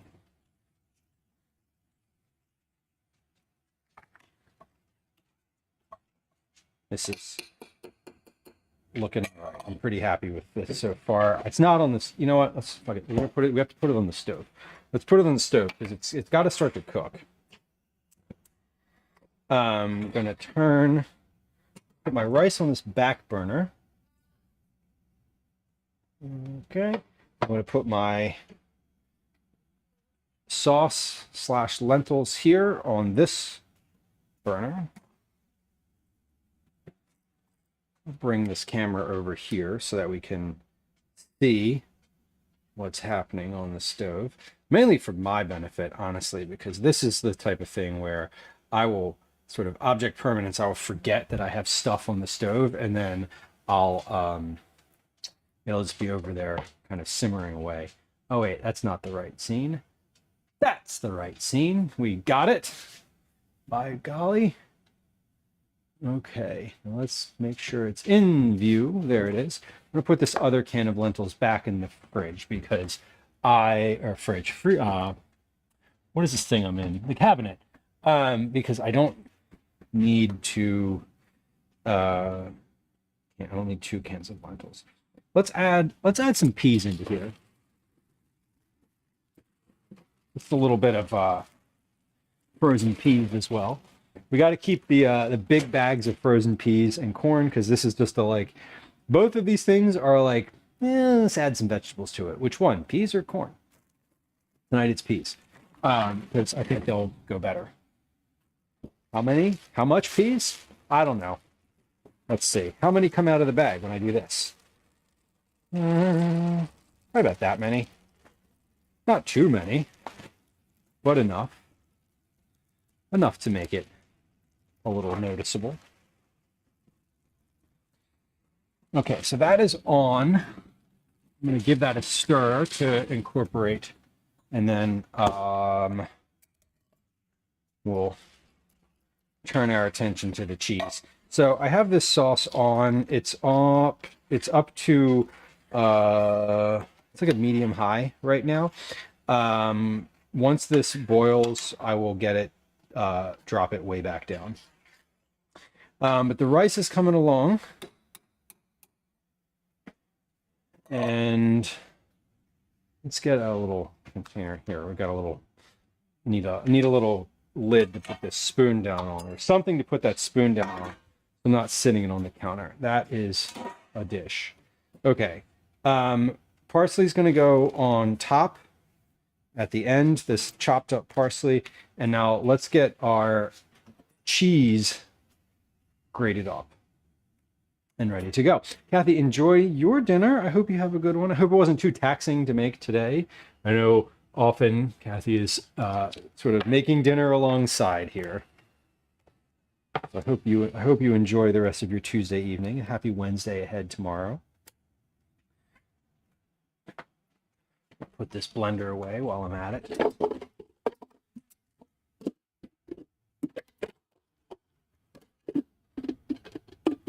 Okay, 1, 2. I'm gonna wash my hands as well. Ooh, hubby's cooking. Nice treat there. Love to hear that. You're already having a good evening. Very cool. Well, enjoy. I hope it's good. I'll tell you what, Kathy, it's going to be good no matter what. If you didn't have to do anything, if you took no effort in making it, it's already like 80% good. And the other 20% is negotiable. Oh my God. So true though. Enjoy the rest of your evening. We should be live again tomorrow. I think I am going to be doing a stream tomorrow. I'm supposed to have something that I'm not having any longer. So, yes, we'll probably be live again tomorrow. I'm probably not going to cook tomorrow though. I'm probably going to do an IRL because I don't really have anything else that I want to cook necessarily this week. I've got a few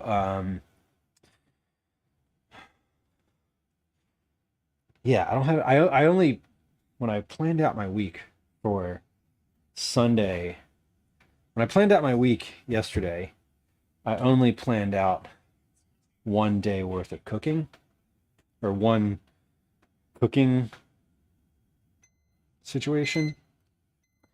Assuming that I was going to have no stream tomorrow, and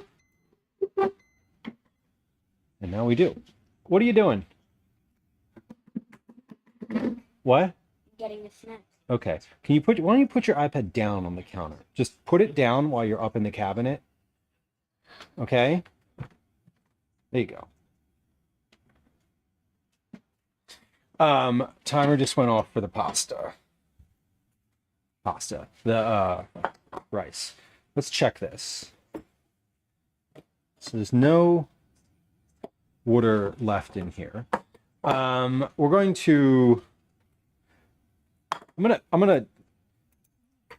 I would let this just steam for a few more minutes, but I also want to check, because if this isn't like really finished, I'm going to put it right in this pan here that's already on the stove, and we're going to finish it in that pan.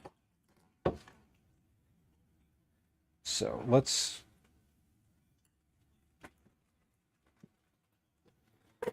give this a little try.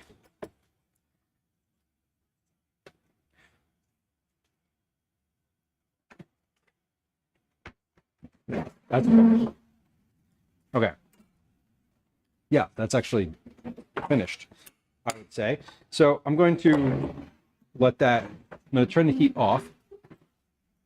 We'll let that just sit back here for a few moments. My sauce is currently bubbling. So I'm going to give this a stir. And all that rice, I'm just going to mix into here. Once this has a chance to sort of meld together for a few minutes, we're going to mix all that together. We're going to mix the rice and that sauce. Now, that is going to be topped with cheese and broiled like right before dinner. And as it's broiling, I'm going to fry an egg, and I'll put like kind of a big scoop of that in a bowl. And then we'll put a fried egg on top of it. That's gonna be the move. So this is Havarti cheese, which is very melty. It doesn't really get brown when it's broiled. It just kind of melts and gets oily. So I'm going to broil it, but I'm not going to like wait for it to brown.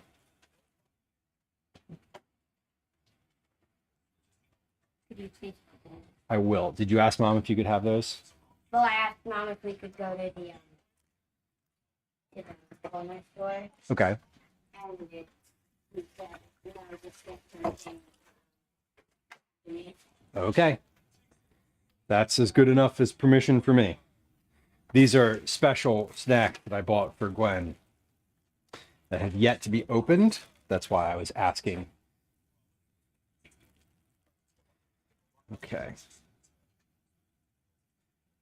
I'm opening them. I'm just not ripping them apart like a badger.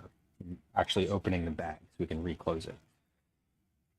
These are bulk caramels from the Head Nut at Reading Terminal Market.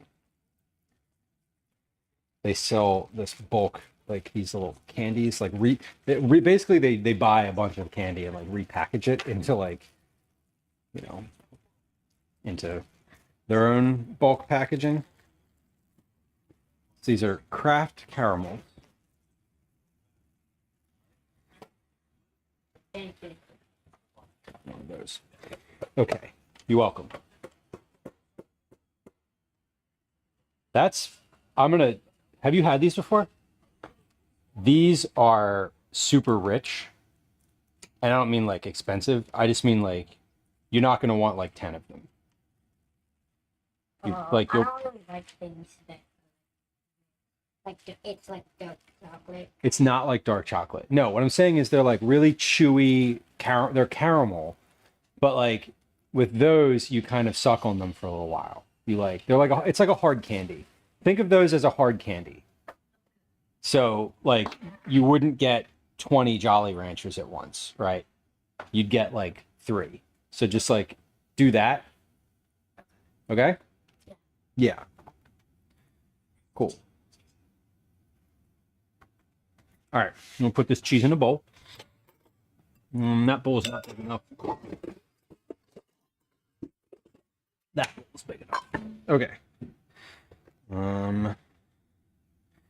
Let's get this out and in a bowl and why can't I find my mouth? Like cheese is like elusive. It's not the cheese that's elusive. It's my hand in space. I can't find. Okay.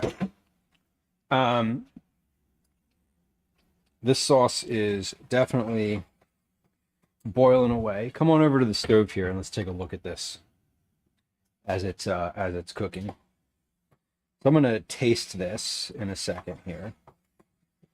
I just turned this way down. So I want this to thicken just a little bit before I add the rice into it, because the rice is already cooked. And had I considered for a little moment further, I would have cooked the rice in the sauce, which would have been better, but that's okay. I didn't. And this looks pretty good right now. Going to taste this. Let me get a little tasting spoon here, because I know that we're gonna need to judge the seasonings just a little bit on this, but I don't know what that entails just yet.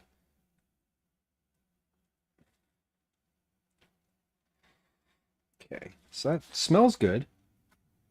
It smells good, and I put a lot of stuff in here already. I'm gonna taste this and be like, I think this needs salt.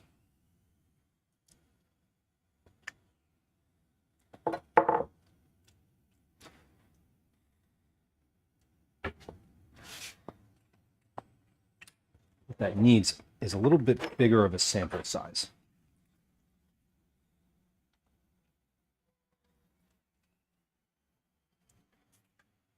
I'm not sure. I don't think it needs salt, but it needs something. It needs acid. It needs a little bit of vinegar or just lemon juice. Yeah, that needs a little vinegar. It's good though.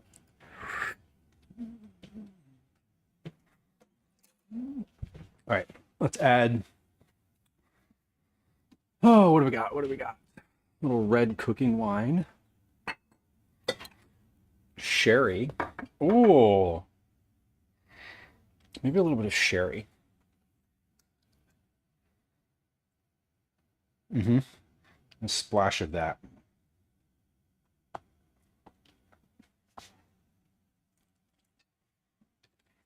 Great. A little bit of sherry and just a splash of this red cooking wine too. Okay, we'll mix that in and give that another try. Yeah, it needed something. It needs like tang. It's rich. It's rich, but it doesn't have any bite to it. Like it has tomato, which is acidic, but it doesn't have the acidity. It's rich though. All right, let me turn that down just a little bit because this is steaming quite nicely. So it'll reduce in this big pan like this. It's steaming quite a bit. A lot of surface area. Okay. Let's get another try at that one. And then we're gonna do yeah, I'm gonna finish this off by putting the rice in it. And then I'm just gonna put a lid on that. Once I put the rice in, I'm gonna put a lid on it and put it in the oven. And then like 20 to 30 minutes before they're finished at karate tonight, I'll pop the oven up to like 200 degrees. Okay, that's a lot better.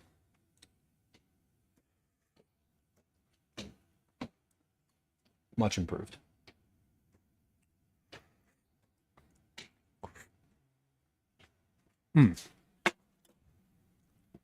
Okay, let's chop up a little bit of parsley. That'll be a topping. And cheese is ready. Did you move the twigs on my... I did not touch the Twix, Glenn. No.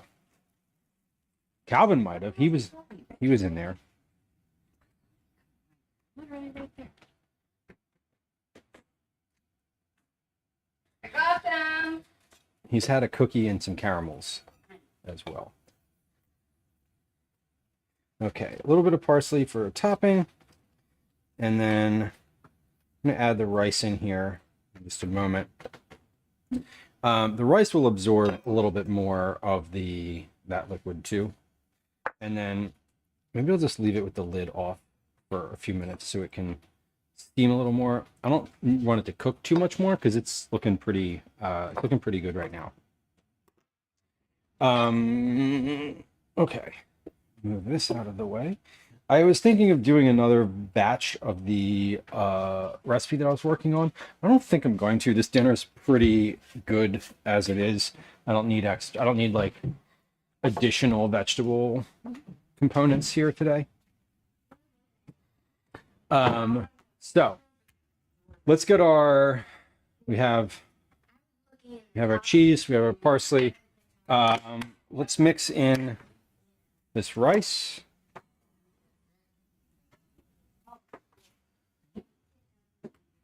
And so in here right now are peas and lentils and sauce.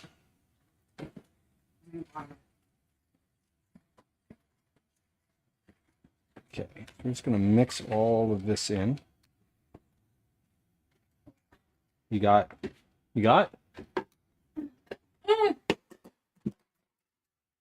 got? You got. All right.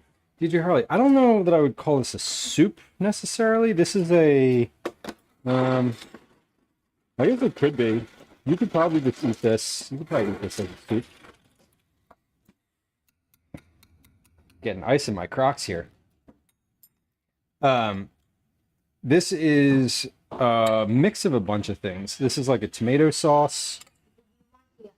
It's tomato. It's or it's pureed tomatoes. Yeah, a wet stew. It's it's yeah. I mean, it's got a similar like curry sort of vibe, shakshuka sort of vibe. It's and rice. Yeah. Calvin said it reminds me of tikka masala, which is probably pretty accurate. Oh, I'll ask for Bridget.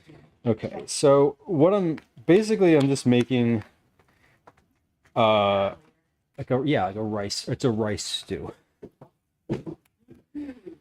And I didn't dump that whole pot in there because I don't know if I'm gonna need that whole pot. I might.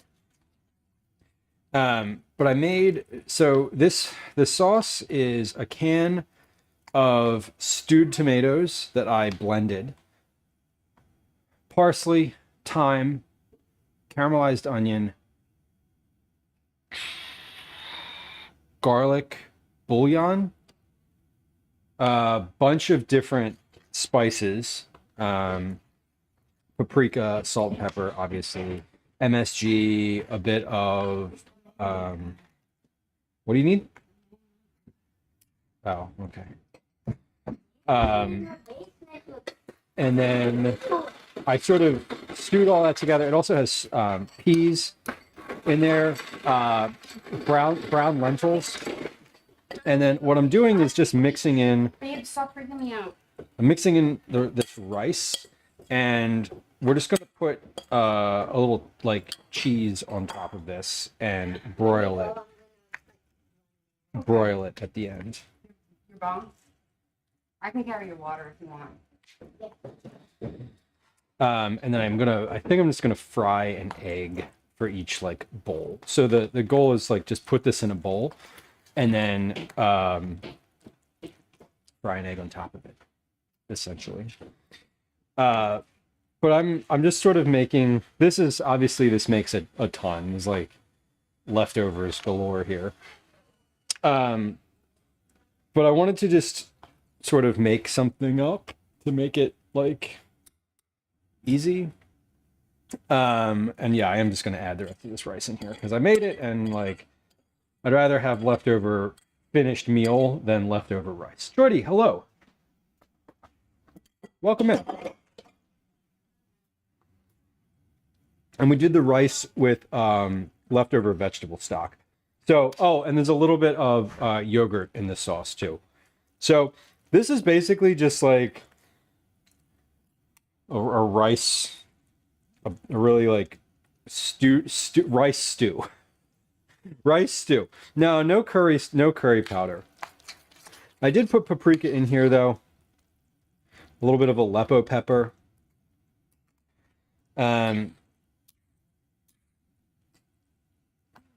Yeah, I'm gonna finish this. I'm gonna finish this in the once karate's over. I'm gonna finish this in the broiler. I'm just gonna broil a little bit of cheese on top of it, and cheese, parsley, like cheese, cut up parsley, and fried egg. So I don't know. This is it. This is the dish. This is dinner. This is what dinner is.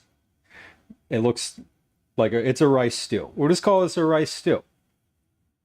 I don't know. Whatever.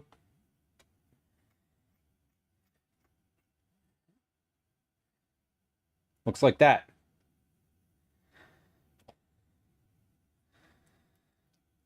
Hopefully it doesn't need salt. If it does, we'll just add it in. It's fine. It can still, we're still at the place where we could add salt to this. Yeah, that's really good. I would eat a shitload of that, and I'm going to later. Trying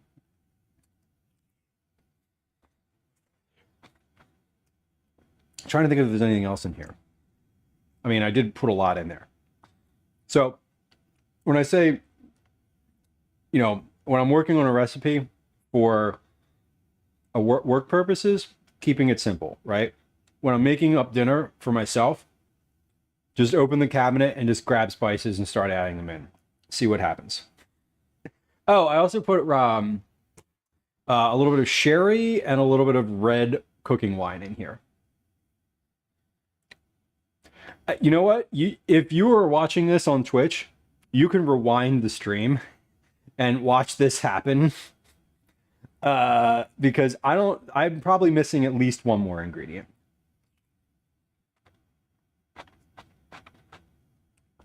Anyway, this is great. I'm really happy with this. Whatever it is. But this is basically, so what I just made here is essentially, if you were watching this stream, which a few of you were, about 3 years and 8 months ago, this is basically what this stream was, all of it. I started stream at 5, I finished at 7:30, and in between those 2.5 hours, we just figured it out. For a long time, that's quite literally what this stream was for years. So what it's evolved into now is a little bit different. A little bit, I don't stream as often, but I stream for more hours per week than I used to.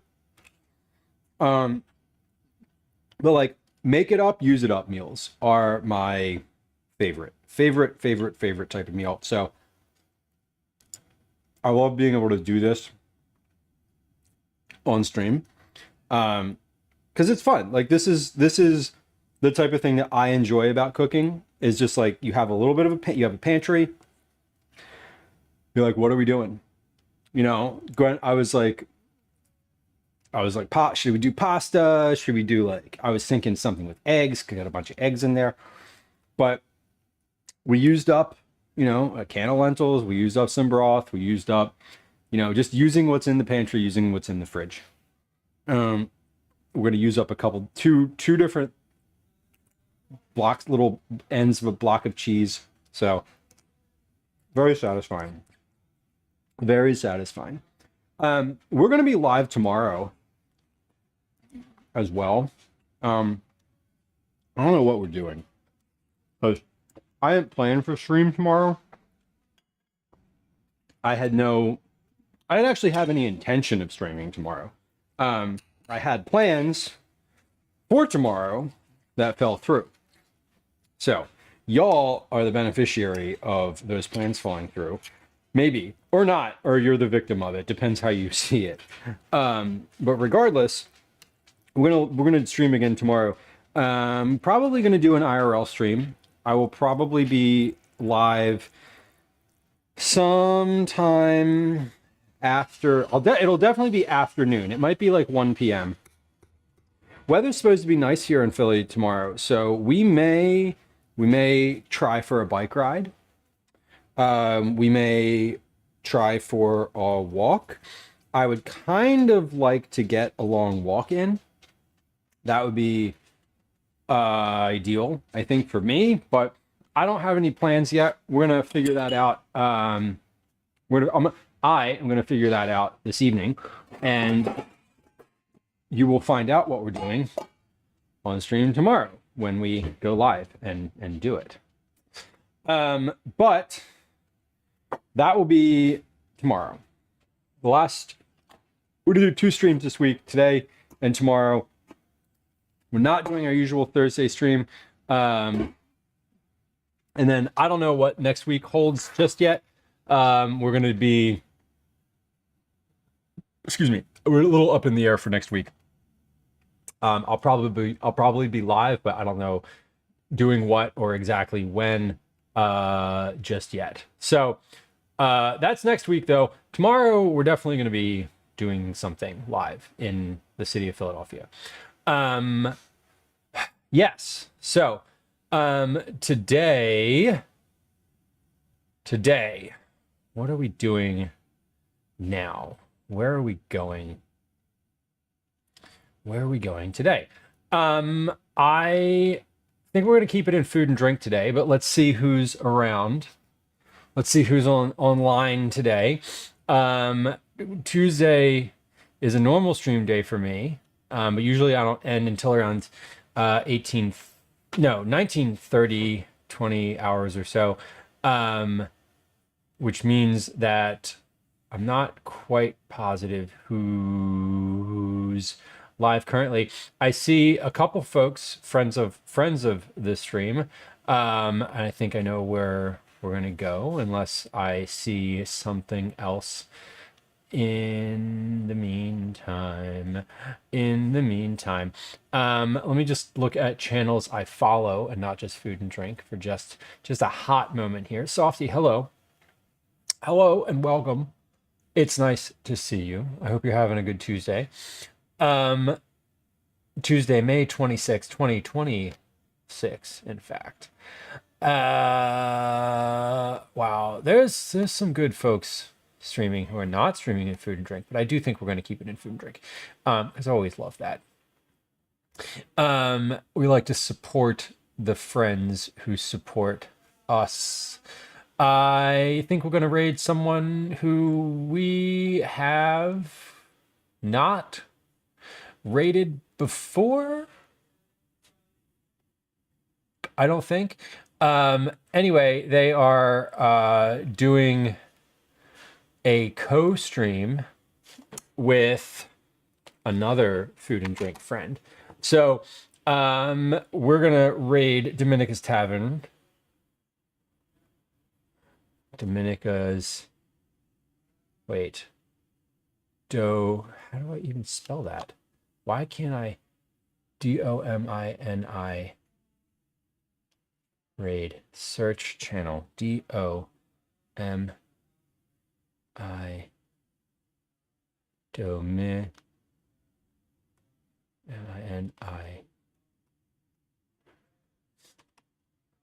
There it is. Okay, there they are. We're gonna raid Dominica's Tavern, who is doing a taco. Is it Taco Bell? Dominica and MK Chick are doing a co-stream right now, which is super exciting. Healthier Taco Bell. MK Chick's stream title says. Dominica's Tavern says healthier fast food. We mentioned Taco Bell earlier in stream today, so we're gonna raid over there. They're both live right now. They're doing a co-stream. They have a shared chat, which is super exciting, and we love that. I'm going to